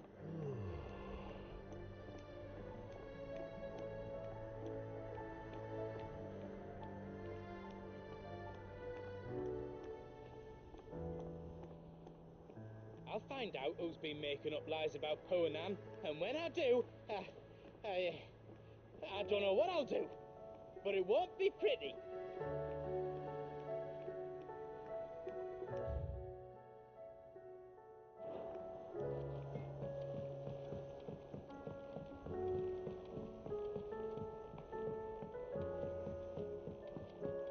I heard the Emperor was impaled on his own son's spear. We're all gonna die! You hear me? The Akashic are coming and they won't stop until they've slaughtered every single one of us! How do you suppose they'll manage that? You ever seen one of the blue bastards swim?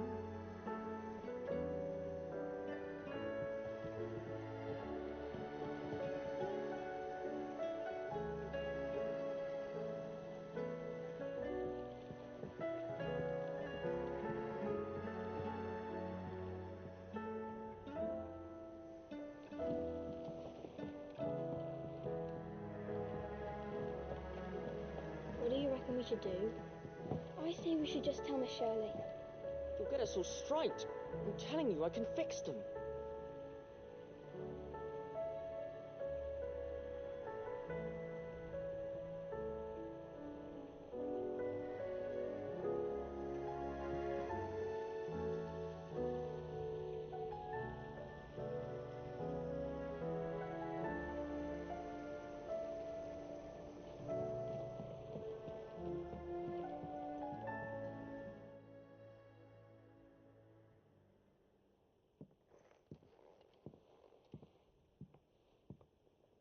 Sid! Hard at your studies, I see. And what is that? It's not a set of scales, is it? No. Of course it isn't. Well, not anymore, it's not. Oh, And just how long hasn't it been one? we're sorry. But we didn't break them. We dismembered them. Just like Miss Mididol showed us. Miss Mididol? And why would she have you dismembering her creations? Because that's the only way to become a ninja-neer.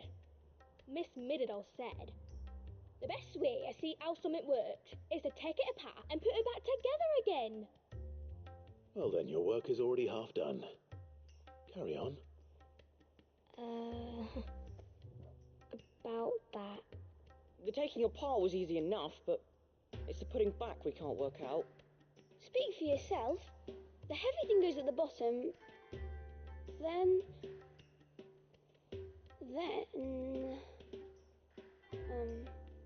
You three need to learn to take responsibility for your actions. So let's have a look at these parts with fresh eyes, shall we?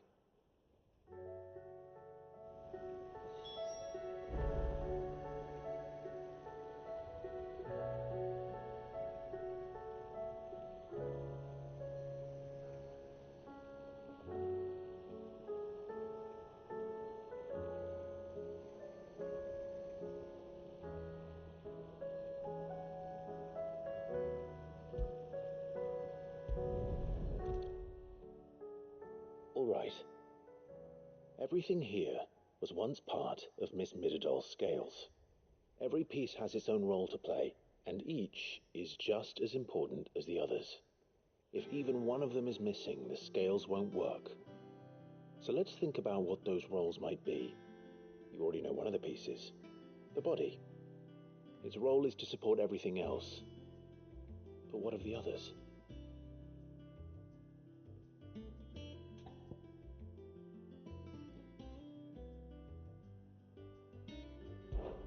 This is called the arm.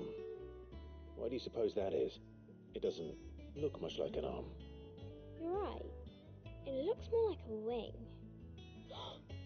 Like a chocobo wing!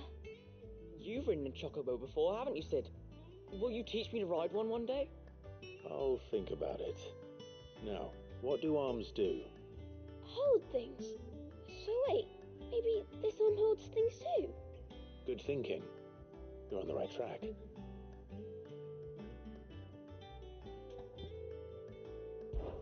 These round parts are called the pans.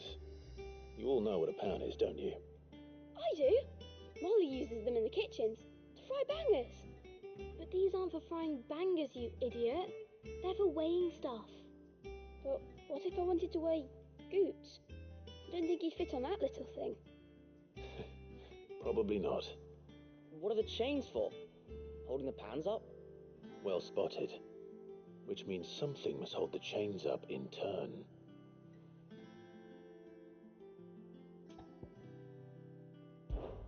This tiny piece is what's called a cogwheel, or gear. Have you ever seen one before? I have. Miss Minadol's dungeon is full of them. Most are on the floor.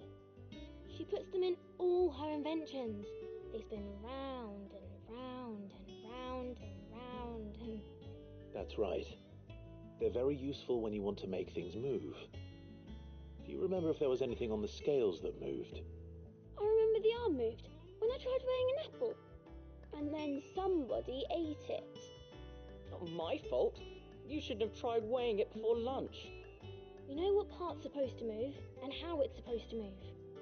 So, let's put the pieces together first, see what doesn't move, and then stick the cogwheel to that. Not a bad idea. You see, it's not so difficult.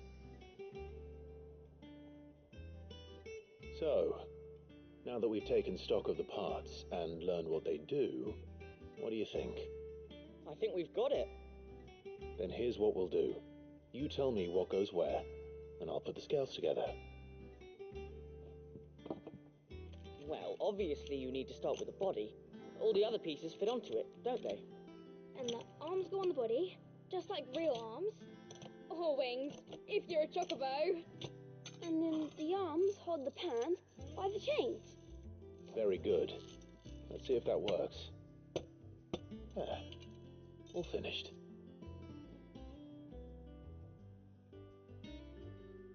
Yes! We did it! Well, with Sid's help. Oh, I just put the pieces together. It was you three engineers who showed me how. That's right. We're Miss Minadol's hares. Her hairs?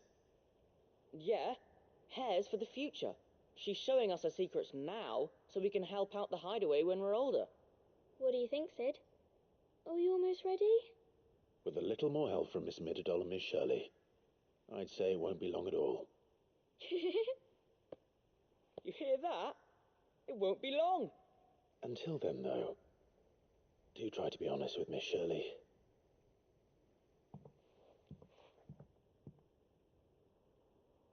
Hey, look!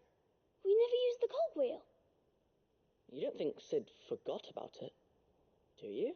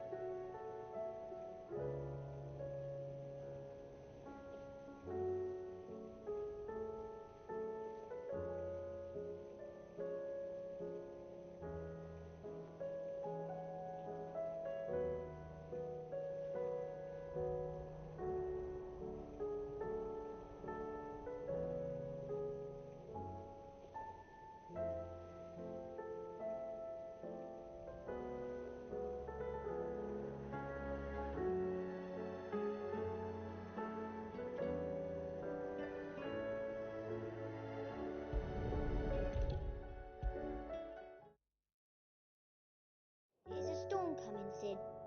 Will there be... Well, did you solve the mystery? It was as you thought. The children had the scales, or the parts of them at least. They dismantled them to see how they worked. Oh, no, Mid will have my head. Thankfully she won't. This might even have been her idea, although I was the one who ended up teaching the lesson. I'm so sorry, Sid. I know how busy you are. I shall see that the children are properly punished. Please, there's no need. Mid seems to have taken the three of them under her wing. She's even calling them her heirs. She'd have them follow in her footsteps. And her father's. I see. Sid, do you know why Mid has been spending so much time at the hideaway of late?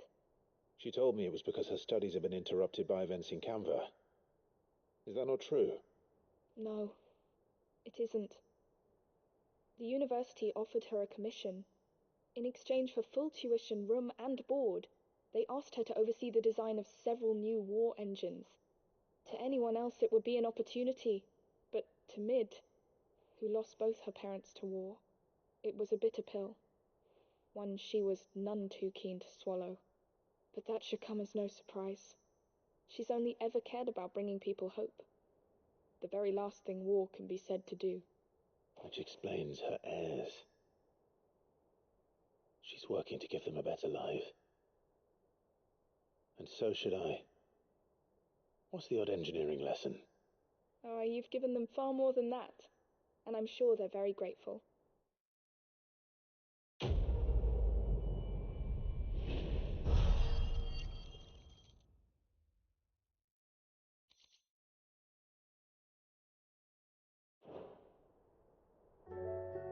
If Mid is teaching my pupils her secrets, I suppose I should brush up on some of them myself.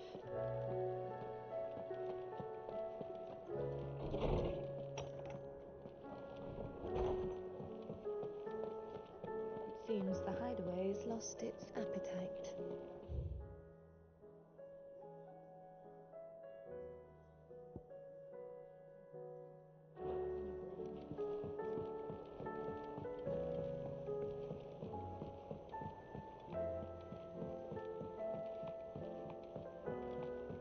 Did you see that? Tell me you saw that.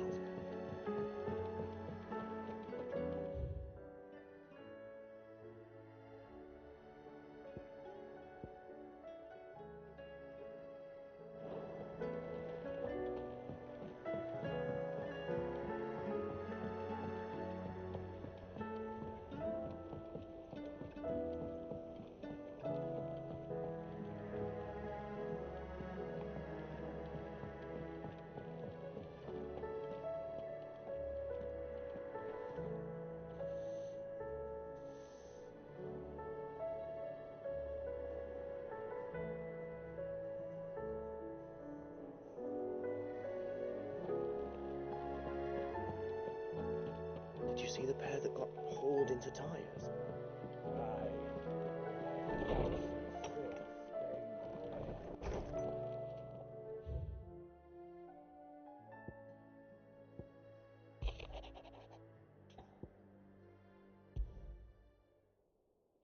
Rutherford.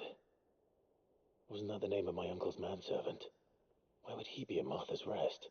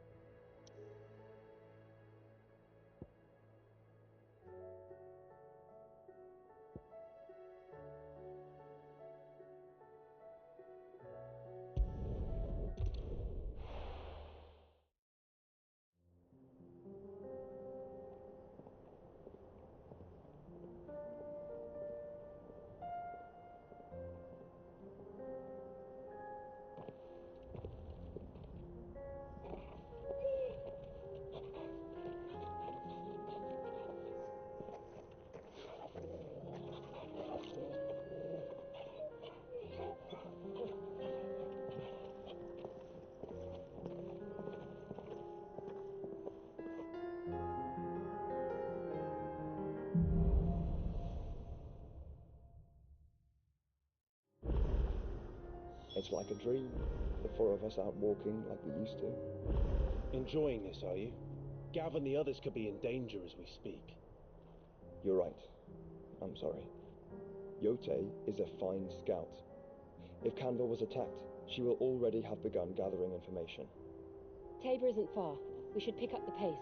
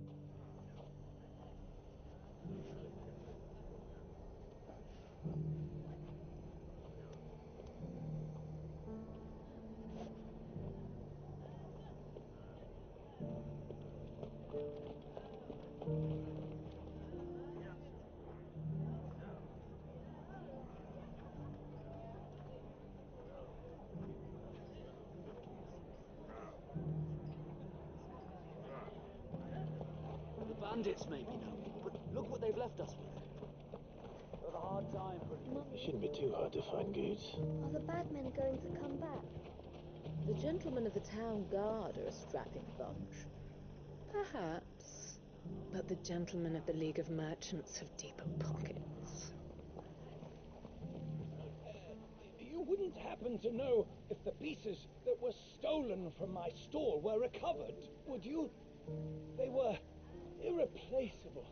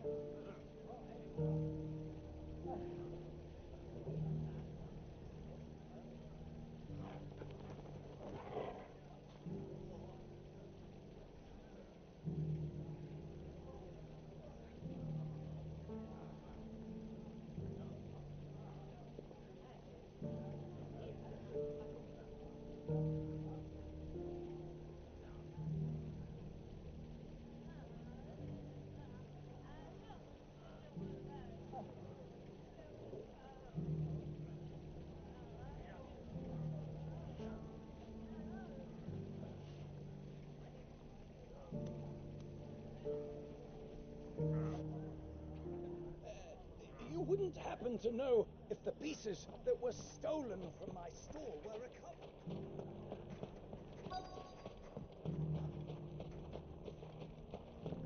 Could be I know something more. What's it worth to you? I've got 100 gil and a chocobo feather.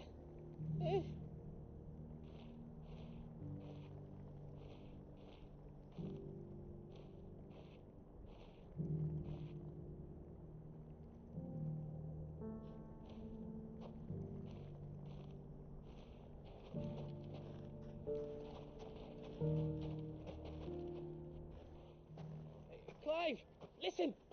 I've found someone who says he's heard the rumours about Nan. Have you? Go on. Tell him what you told me. All right. It's like I said. A wizened old crone by the name of Karen's been selling steel to whoever will pay her price, be they knight or knave. Says the more swords and spears she puts in people's hands, the more war they'll wage. And the more war being waged, the more call for swords and spears. And who will they all turn to keep them in steel? Why, the good Reaper herself. And you've seen this Reaper at work? Aye, it just so happens I have. You'll find her right here plying her trade most days. Here in Dalamil?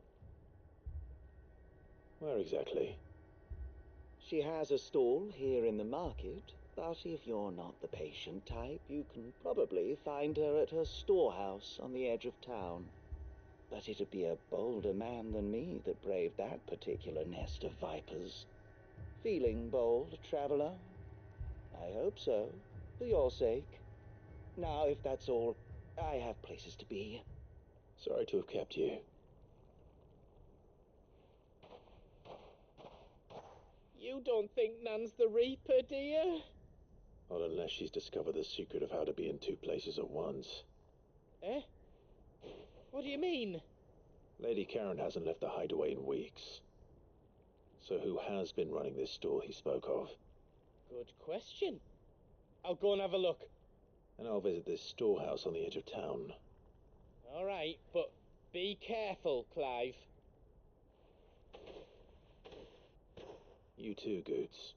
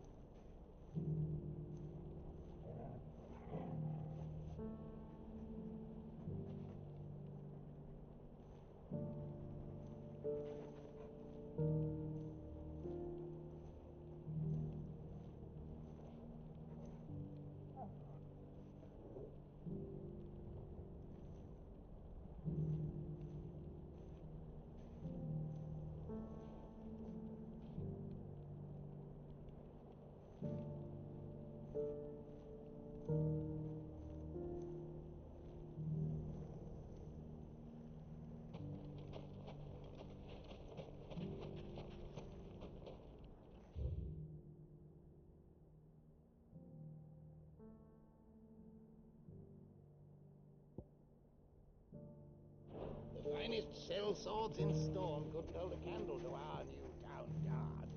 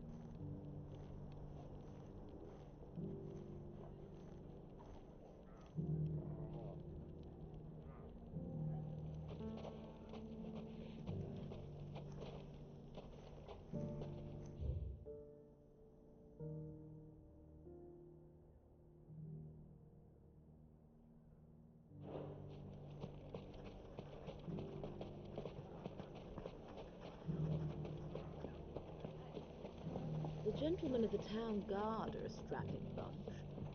Perhaps. What a mess.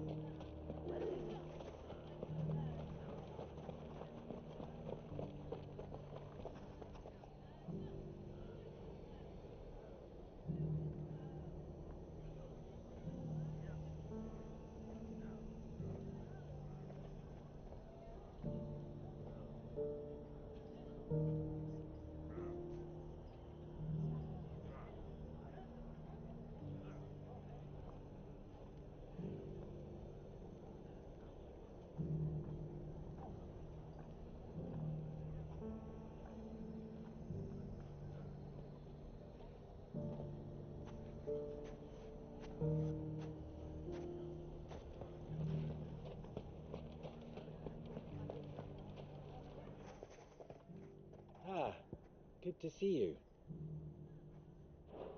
If you see any bandits on the road, saved. You know what to do. And with our steel.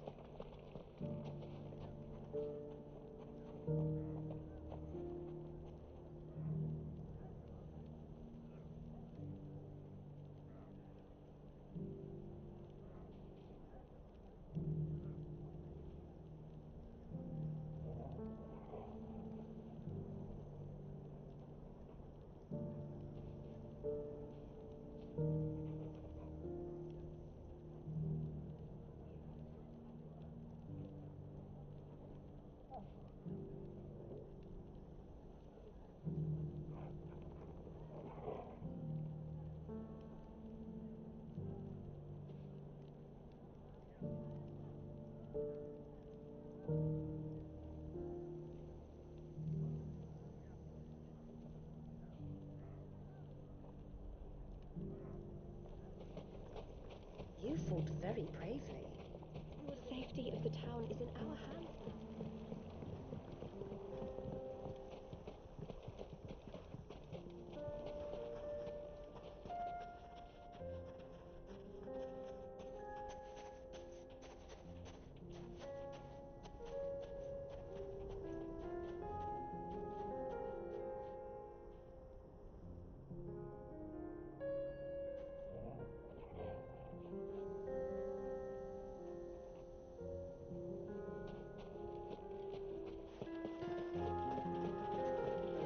Time to brave the Viper's Nest.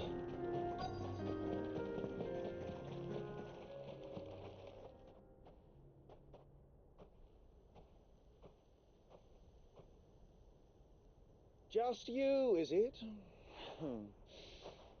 Thought I might have laid it on a bit thick. It was a fairly unconvincing tale. So, what now? That's up to you. Die a slow death, or a quick one. Boys, he's all yours. But that sword is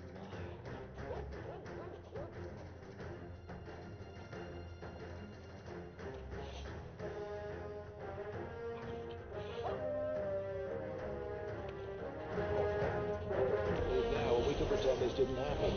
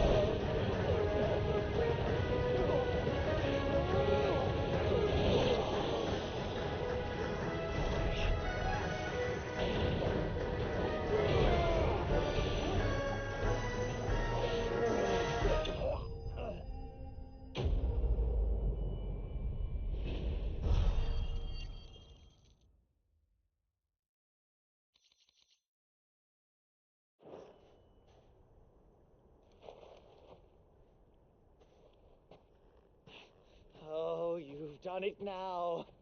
Go on. Tell me what I've done. When the Borgwyn finds out you've killed his men, he'll have your head.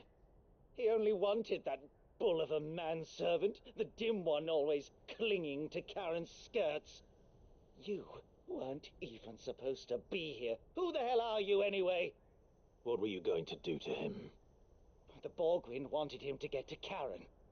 I was only supposed to point the lamp in the right direction once he arrived in Dalamil. But then you turned up. Well, go on then. If you're going to end me, end me. You're not worth the effort. Now be gone, before I change my mind. Fucking coward! I need to find Goetz. Right now.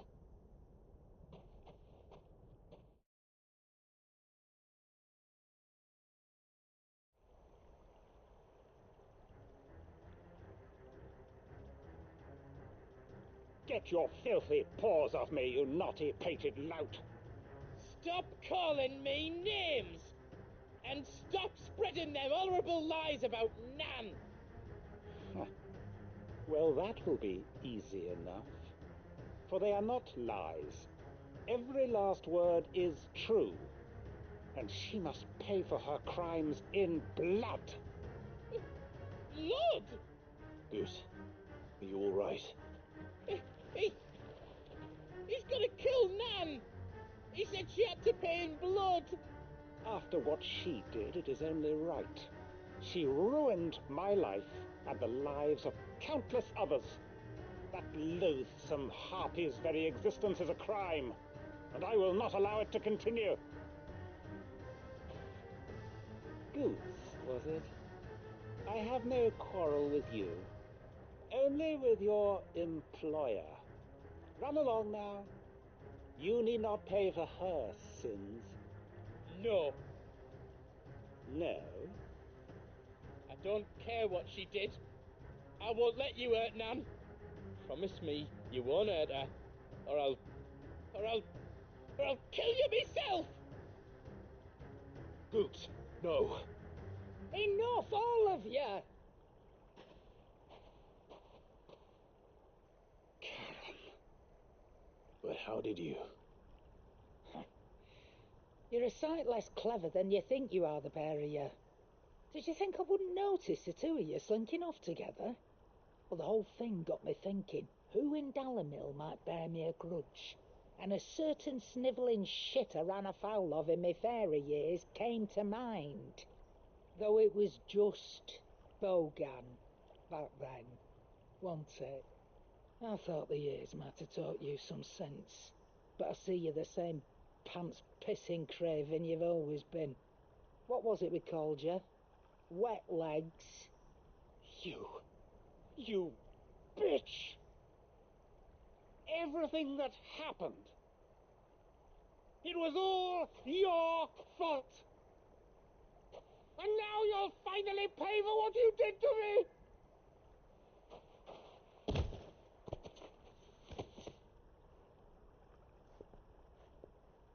Goose, you... If you want a piece of Nan, you'll have to go through me. Fuck! You great galoot. Out of the way, I can handle this myself. So, wet legs, you remember what you told me when we last met? An eye for an eye. Wise words, Sam. Wise words. And now, it's time to collect.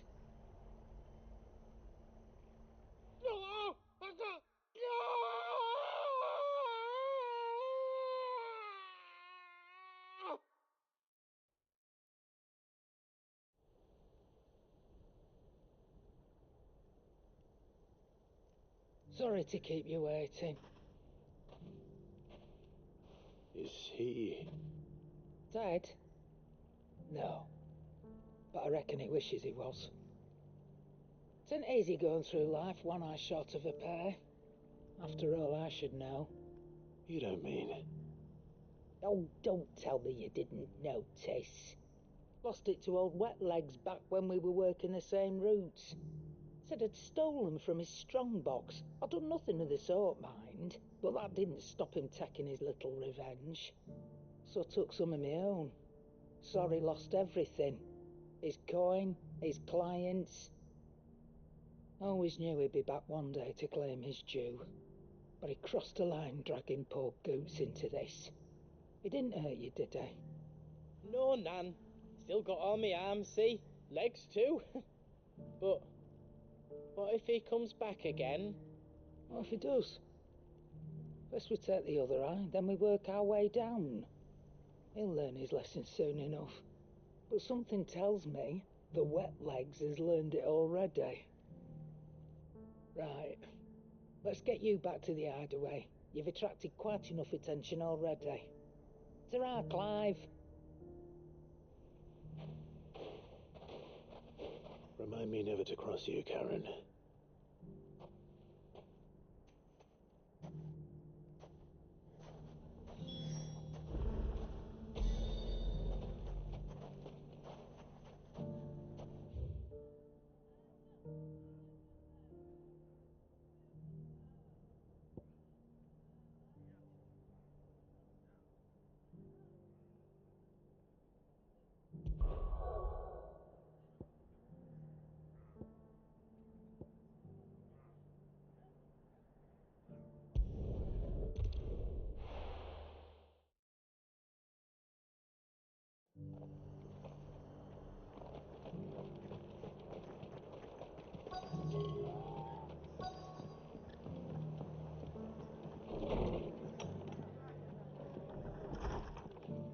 Martha's got a big heart. It's a pity there's so many who are happy to take advantage of it. The fates seem bent on driving me from my inn. But if they want me out, they're gonna have to try harder.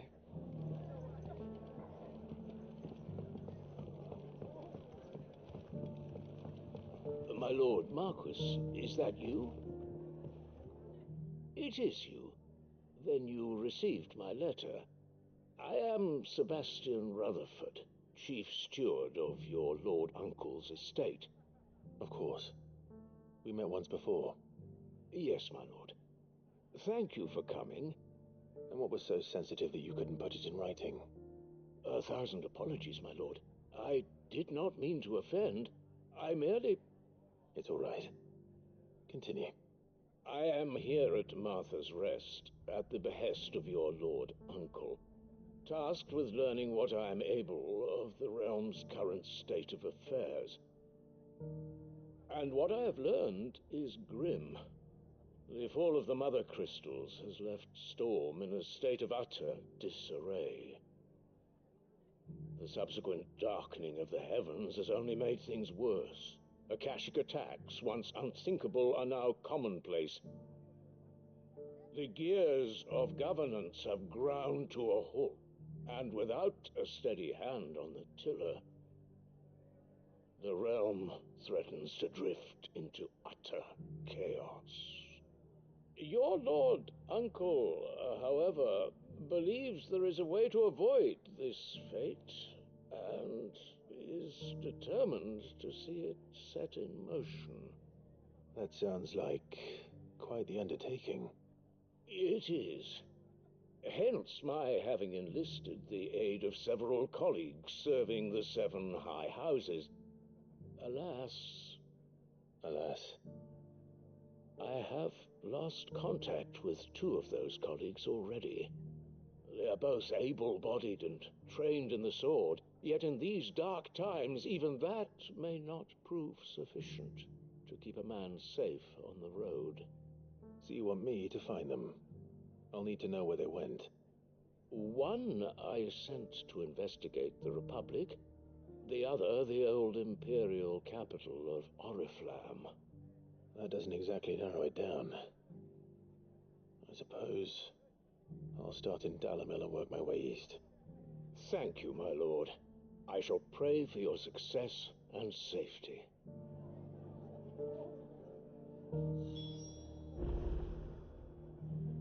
My associate in Dhalmekia would have had to pass through the Republic's checkpoints to gain entry to the capital.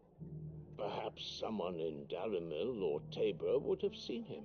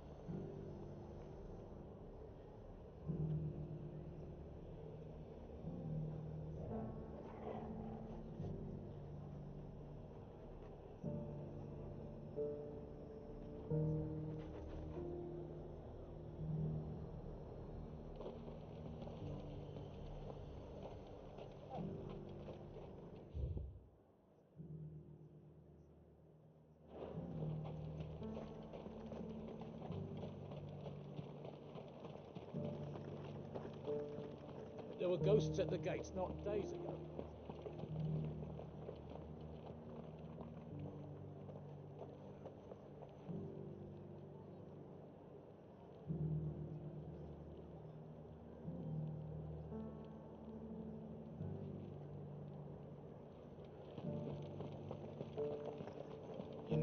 threat.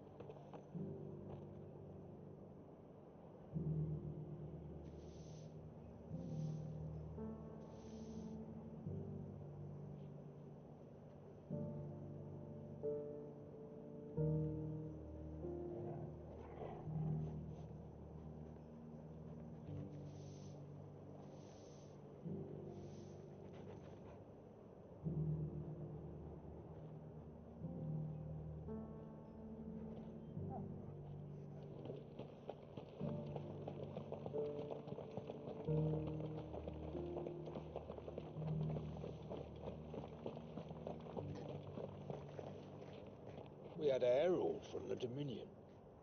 Said Twinside's fallen and the Emperor's dead. And the Empress. And the Prince. No one left to rule. Empire's done for. To the meadows, then.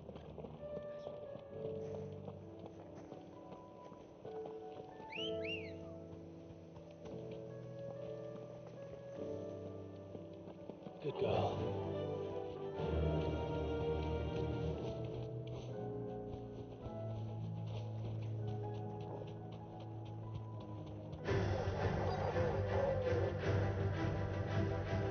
He said I should be able to find what I'm looking for somewhere nearby.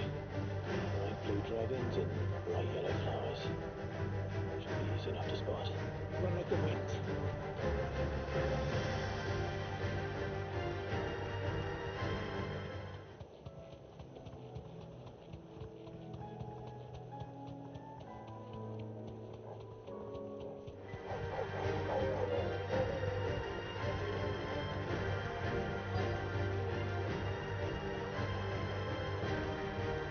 Thanks, girl.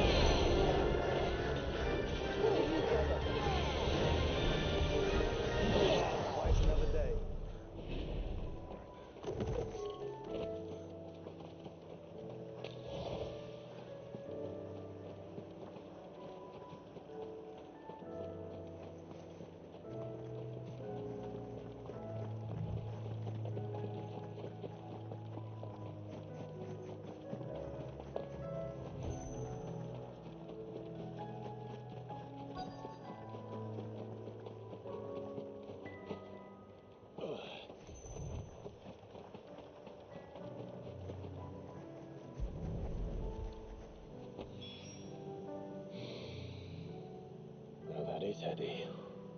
This must be the Drake's Mint. That just leaves the Skyworm.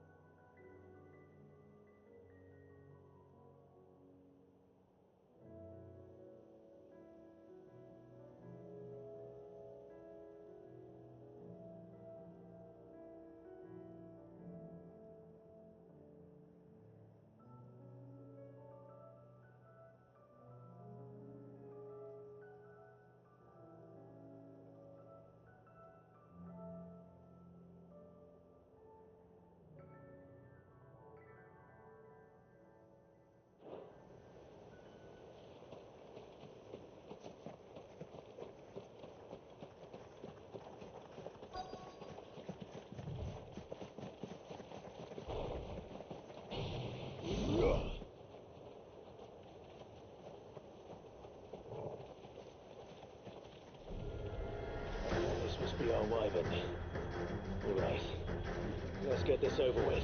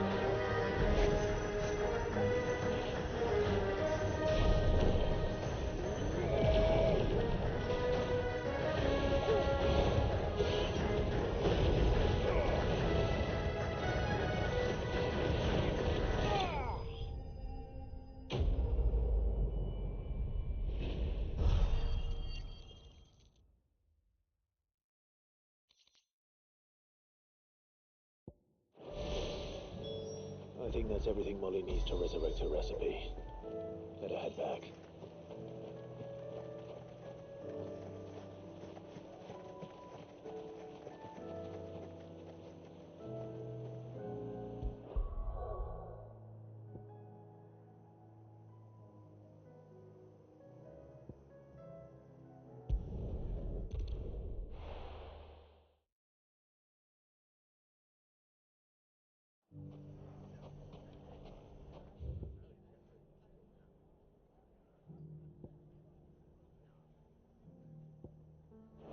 It's not going to be easy finding one man in an entire republic. Let's hope someone here's seen something. Mummy, are the bad men going to come back? The gentlemen of the town guard are a strapping bunch. Perhaps.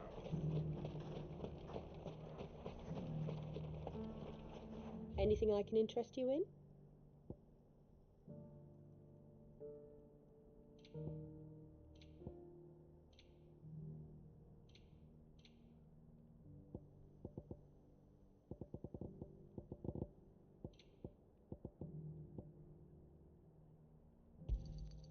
An excellent choice. Here you are. Thank you for your custom.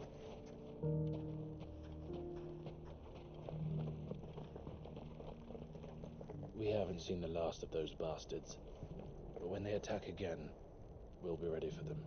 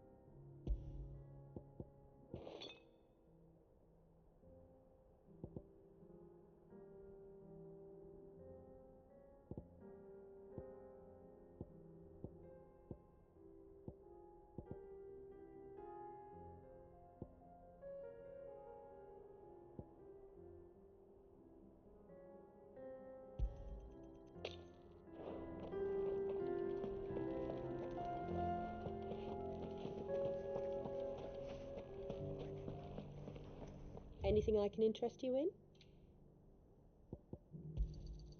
My thanks.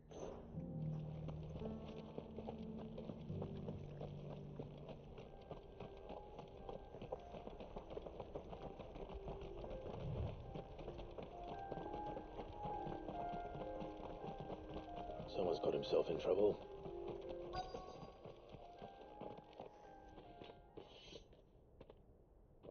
I don't see your master here, so you can start by giving us all the coppers in your purse.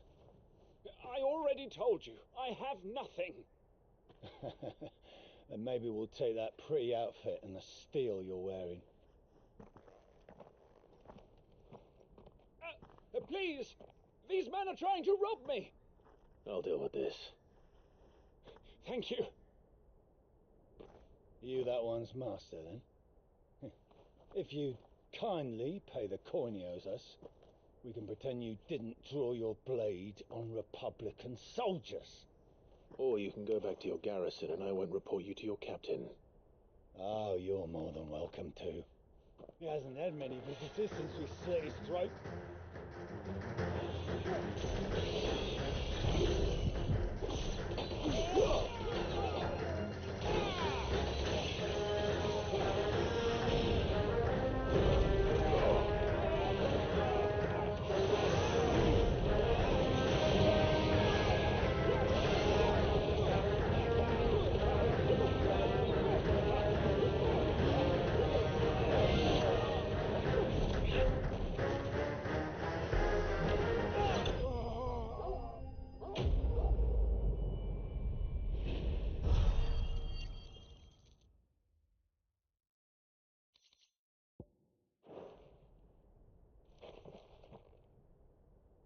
expect as much from Hugo's faithful, but these were men of the fist. Much has changed in the Republican army since they lost their rock. You've seen this kind of thing before, then? Many times. I was sent here to observe the situation. You're one of Rutherford's men. He sent me to look for you. Well, then you have my thanks. I fancy I could defend myself against one, perhaps two, but a whole regiment. I arrived in Dalimil several days ago, but when I called upon the captain of the local garrison to make inquiries, his men confiscated my effects and locked me in a cell. The captain is no more, and his men make the rules now. Fortunately, I was able to bribe my way free, only to be stopped again by those soldiers you so kindly dispatched. What of the Fist's central command? Surely they wouldn't allow such lawlessness amongst their ranks. I would imagine they are unaware of it. Most of the army has fallen back to the capital and hunkered down behind her walls. Those who weren't recalled now rule the fringes unchecked, answering to no one but themselves. Then it's worse than we imagined. You should return to Rosaria. It's not safe here. I'll find a caravan heading north. You won't mind if I borrow one of these soldiers' coin purses?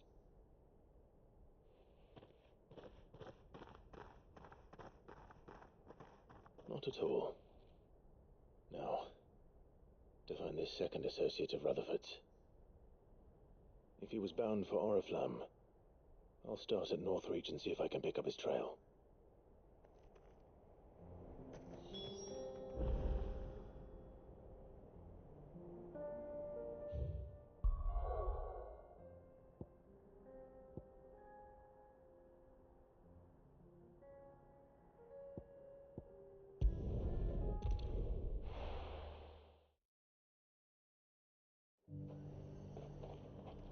There's a lot of road between here and the capital. Rutherford's man could be anywhere.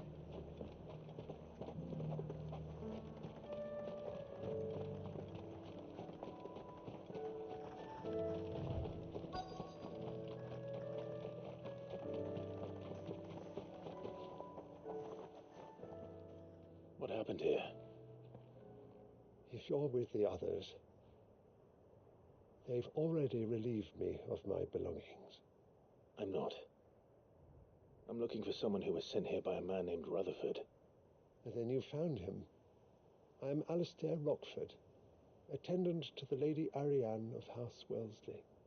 Of the 7 high houses of Rosaria. It's been a long time since last I saw my great-aunt. Is she well? My Lord Marquis? Yes. Yes, she is. The Lady Dowager has granted me leave to assist your Uncle Stuart. I was on my way back from the old capital when I saw some villagers being robbed on the road here.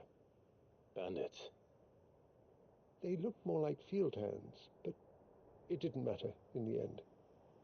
I did what I could to help the victims, but all it earned me was a pommel to the temple.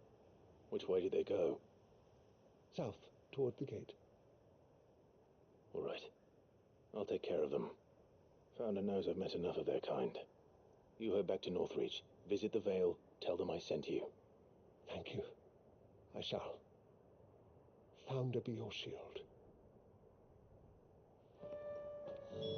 It was only a short while ago that I was assaulted. If you hurry south, you may find those who did this.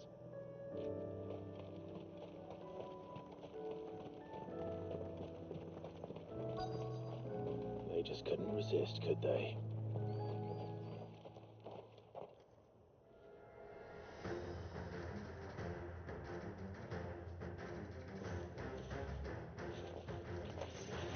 This one's ours, pretty boy.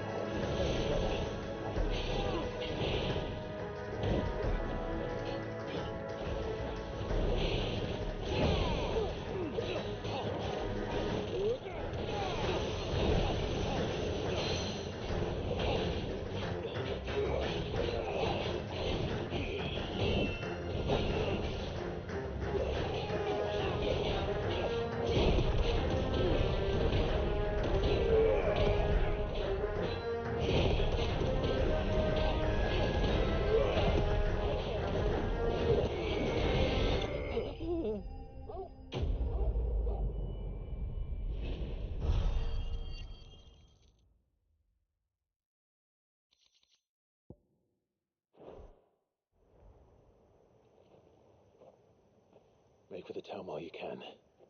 There may be more bandits nearby. You don't need to tell me twice. Many thanks, traveler. This looks to be all of them. I thought I told you to make for the Vale. And stand by, as ill might befall the heir to the ducal throne. It's just Clive, and I'm fine. Which is more than can be said for you. I will survive. Strange that the garrison wouldn't intervene in such a brazen attack so close to their gates. The garrison have their hands full inside the city. Some days they don't even send out patrols. There are few hands left to work the fields, and even fewer to transport the grain. The market stalls are nearly bare, and the price for what remains is exorbitant. It's not uncommon to see a fight break out over a crust of bread. When I said the ones who attacked me didn't have the look of bandits, I meant it. They were probably just desperate. Rockford, listen to me. If you are to continue your investigation, you first need to seek the attention of a healer. Of course. I shall return to Northreach right away. But allow me to thank you first. Had you not happened along, Don't thank me. Thank Rutherford. It was he who sent me. I suppose he'll be wondering where I've got to. I shall send him a stolus as soon as I'm able. Good day.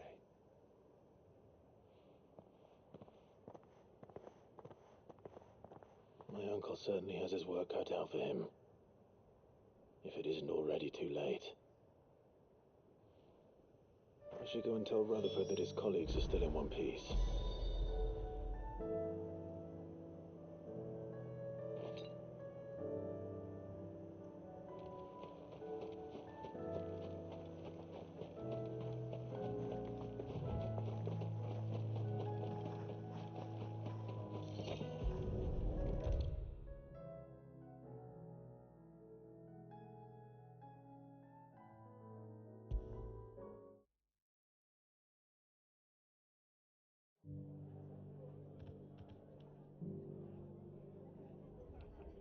I see you're still here. The rest's location affords a constant flow of traders, and with it a constant flow of information. Speaking of which, I received word from both my associates. They have resumed their investigations, thanks to you. I only happened to be in the right place at the right time. They both seem to think the realm's prospects rather grim. I am afraid that grim would be putting it lightly. Storm is in crisis, and if we are to free her, we must work quickly. And we must work together. Such is your Lord Uncle's wish. As it is mine.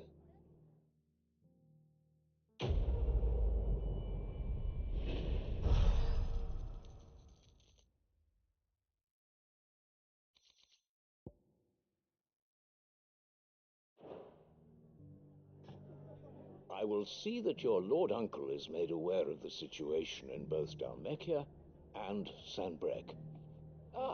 And inform him of your timely assistance, of course.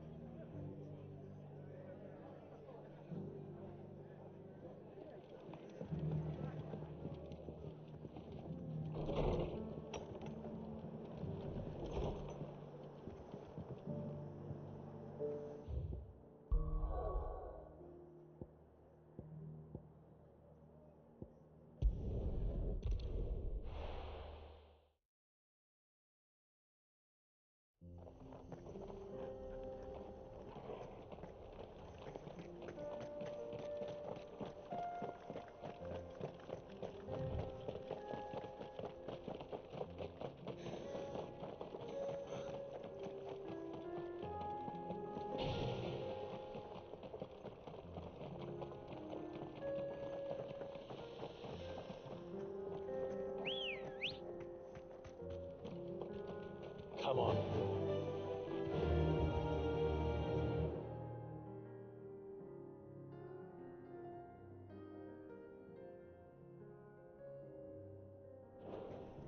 We can use the ruins to cross the ravine. Assuming they will allow it, the echoes have a will of their own.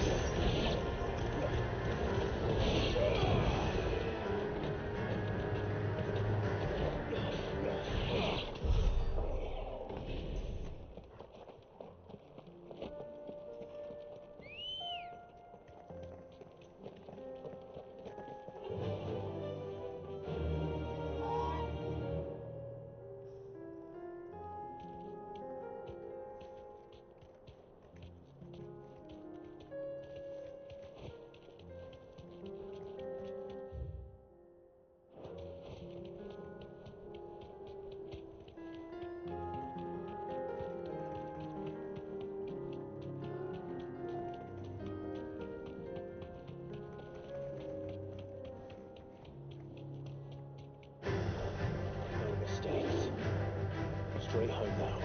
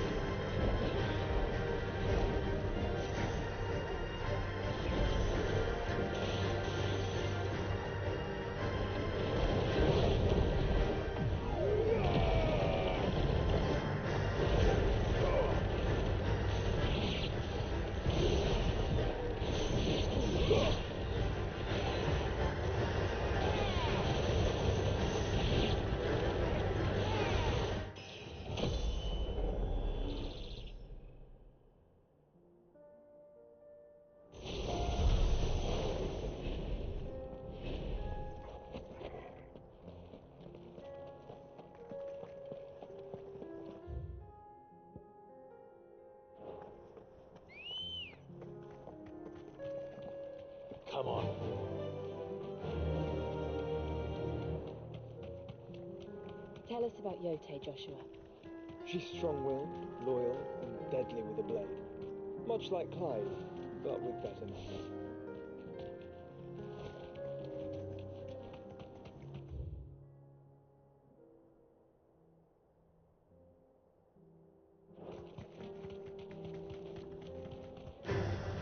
Time to fight.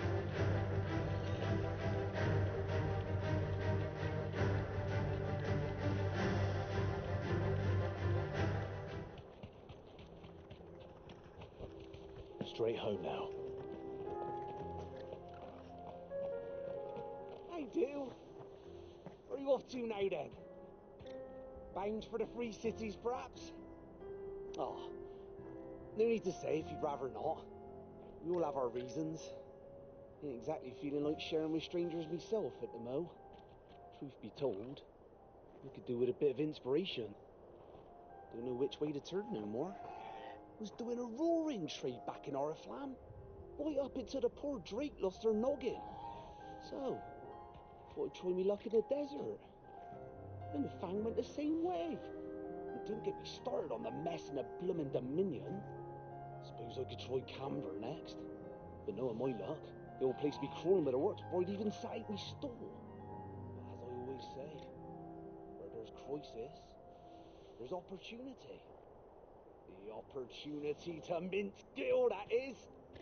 So, where to next? Is there any money to be made in ash? Do orcs even carry gill?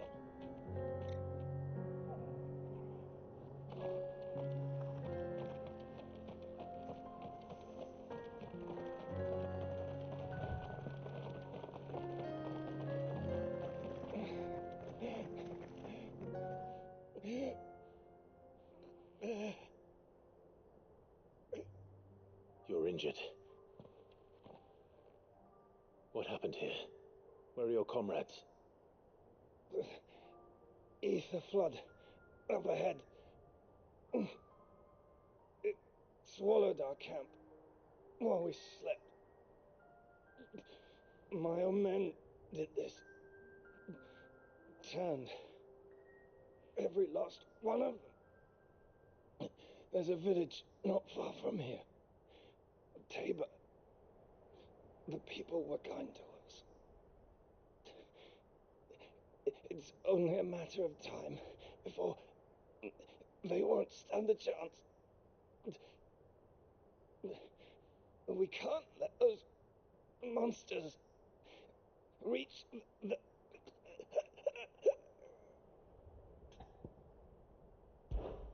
I'll go. You catch your breath. Thank you. Our encampment is up ahead. Just off the track. They must not reach Tabor. Forgive me, Lord Kuka. Rest well, soldier.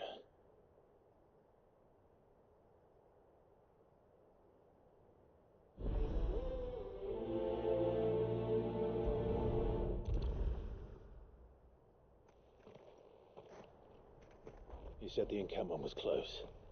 Let's hope the Akashic are still there.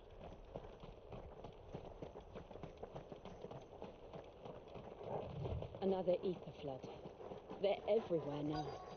We can't go round it. Then we'll just have to be careful. Right. I got here in time.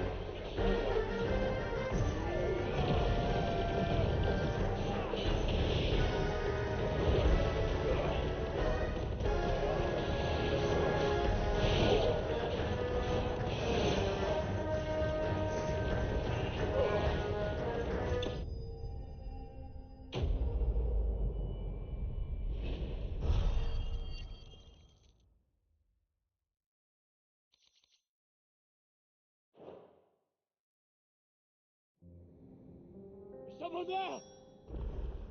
Please, I can't move my leg! That doesn't sound like an Akashic.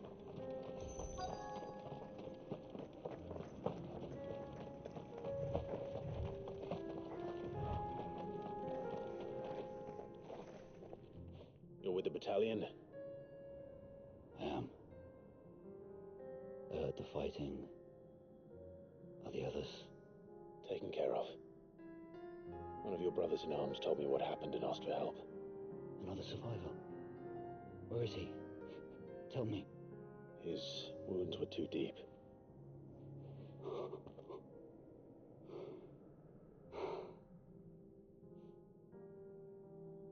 He was right to send you.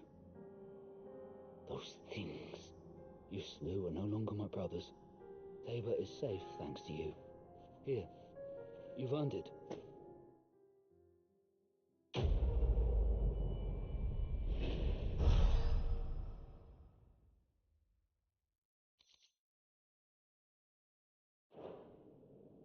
You seem familiar. Have we met? You must have me confused with someone else. Wait. That scar. Son of a whore. You're Sid. I was there in Cosnes when you killed my brothers. I was there in Rosalith when you killed my commander. My war with Hugo Kupka is over. I bear no ill will toward those who followed him. And what of my ill will? Coward! Draw your steel. Lord Kupka shall be avenged!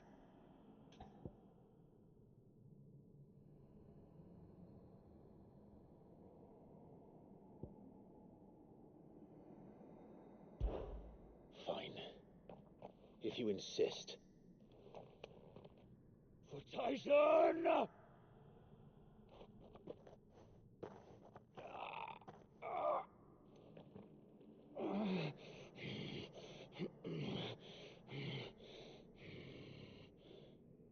You're in no fit state to fight. And this should be easy for you. Come on. Kill me! For what? The sins of your master. You and I have no quarrel, and I will not strike a man who cannot defend himself. No. I won't be deceived. Lord Kupka told us of your crimes. You are an outlaw. A murderer, not some man. Like you or anyone else. I am nothing like you. But if you're not going to kill me, then go. Leave! Just know that I will find you, Sid. Someday.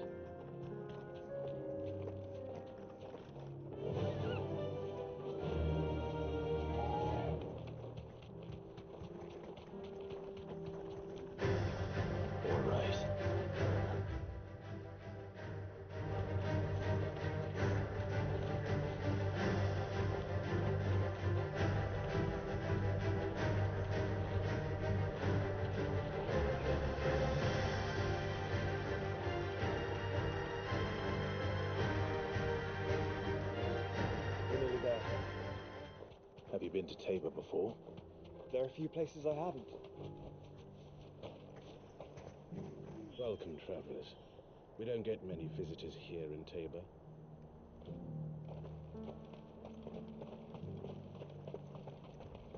Where now, Joshua?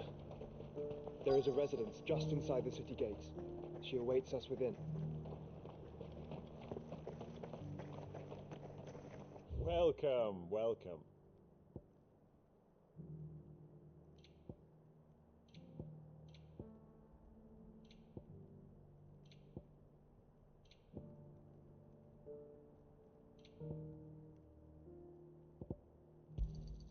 A fine choice. Of course. Go safely. What brings you to our humble village, young man? If it's our artisans you're here to see, then please. But do try not to interrupt their work.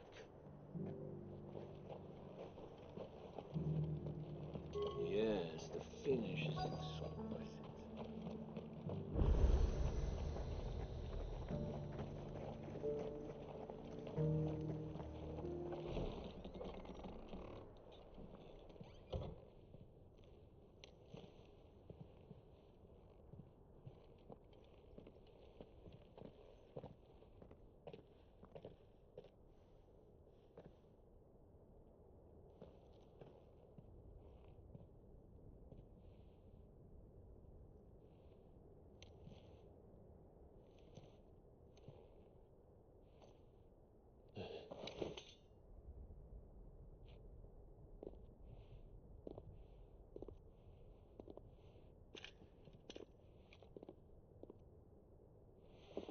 My Lord Marquis, it is an honor. I am Yote, Knight of the Undying, charged with the protection of His Grace Joshua Rosfield, Keeper of the Flame of the Phoenix. Of course. It all makes sense now. Would you care to elaborate? The Undying are loyal servants to the ducal throne. Or more specifically, to its heir. They have served our family for generations, albeit from the shadows. Since their inception, they have been tasked with the preservation and enactment of the rites of ancestral communion. After the events at Phoenix Gate, it was the Undying who delivered me to safety. And since the day I left Rosaria, Yote has been my constant companion and protector. Without her sword, I would not have survived my journey across the realm. Rise, Lady Yote.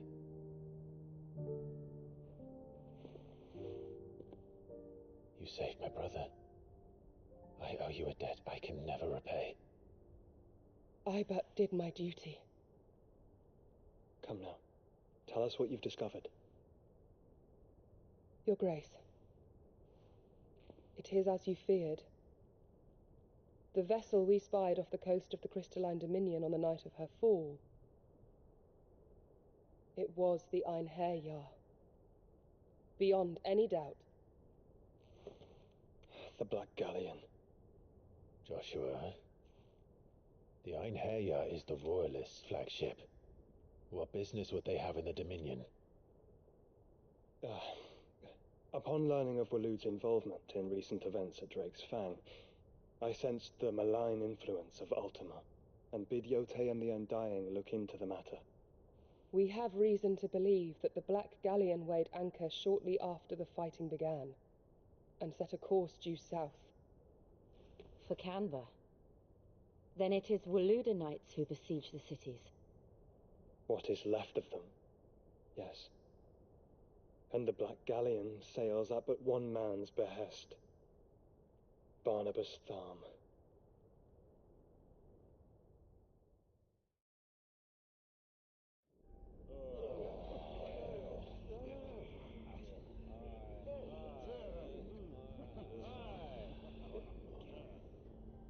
But are we truly safe here in the Agora? The city guard have been paid, if that's what you're implying. All the more reason for them to run. Well, you are free to leave, Lord Minister. Markets abandoned, warehouses aflame, blackened hulls choking every port in the capital. Canva is ruined. The realm teeters on the brink of chaos, and all you can think about is commerce. Forgive us. We were not aware Dhalmekia now subsisted on charity.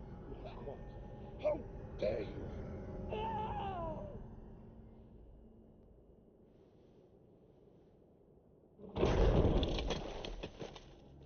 Distinguished members of the council, you must forgive His Majesty this intrusion.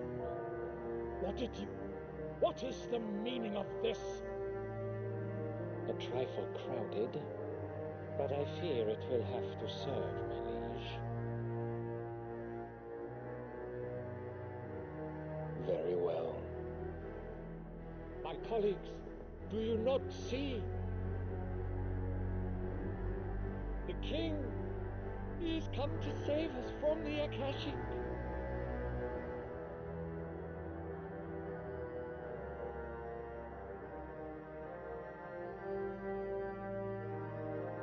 He is a gift from the heavens, divine intervention, our very salvation. And of course, if it is compensation he requires, we would be most willing to negotiate a fair price for services rendered. Fools! Your ignorance unbecomes you. Your Majesty, correct me if I'm wrong, but I would swear that the fiends washing the cobbles of Canva with the blood of her citizens wear the colors of Waloed. Ha! So you do not deny it. Guards, fetter them, and see our guests to the dungeons!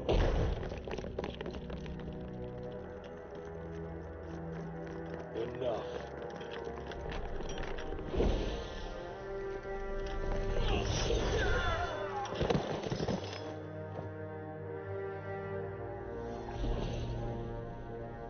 Pathetic creatures.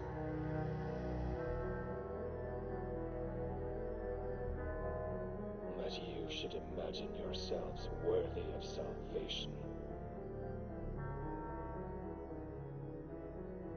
The girl is still here, somewhere in the city, her consciousness fair dripping with her late father's hubris. A consciousness to which Mythos is inextricably bound and inexorably drawn. See that he is made welcome. Yes, Your Majesty. Come, Mythos. Surely the prince's light cannot have sated you.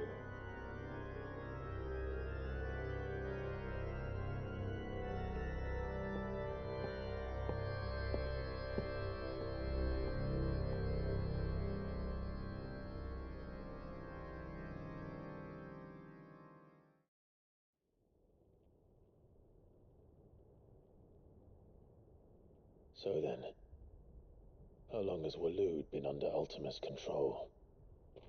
How long indeed? Based on what we know of Barnabas's actions, I would guess some few years, mayhap more. But to what end? What does Ultima want? The tapestry. Show them.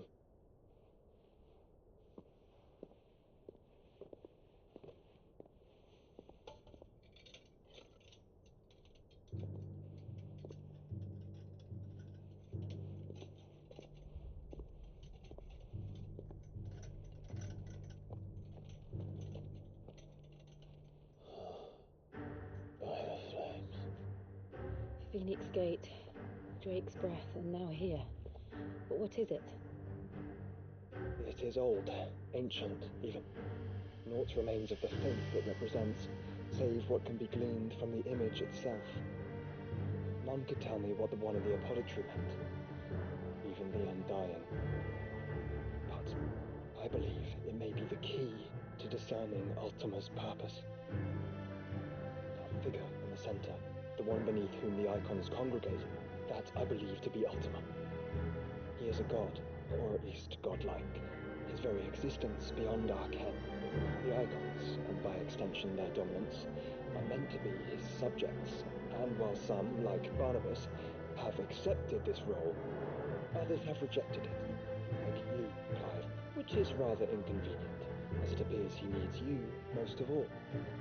And gods don't like to be disobeyed. No, I don't suppose they do. Clive, may I tell Yote of the lake? By all means. Yote, I will be accompanying my brother to the Free Cities. Whilst we are afield, I would have you watch over those Clive has made his wards.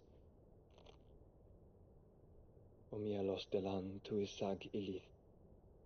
Though well concealed, the hideaway lacks trained fighters to defend its occupants should they be discovered. But it is my duty to... As it has ever been my brother's duty, remember. If that is your wish, your grace. But please be safe. If aught were to befall you, You have my word.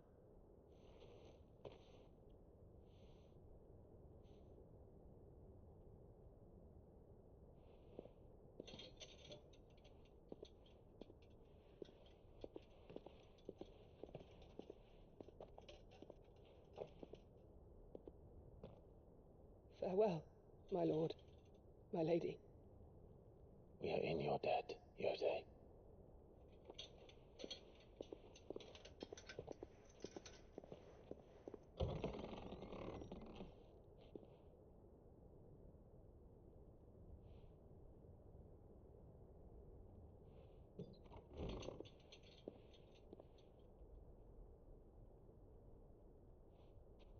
Let's find our friends.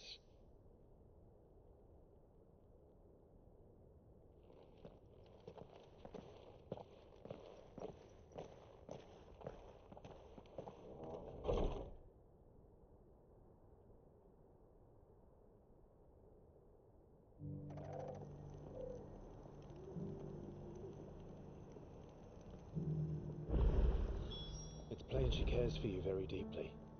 And I her, which is why I had to let her go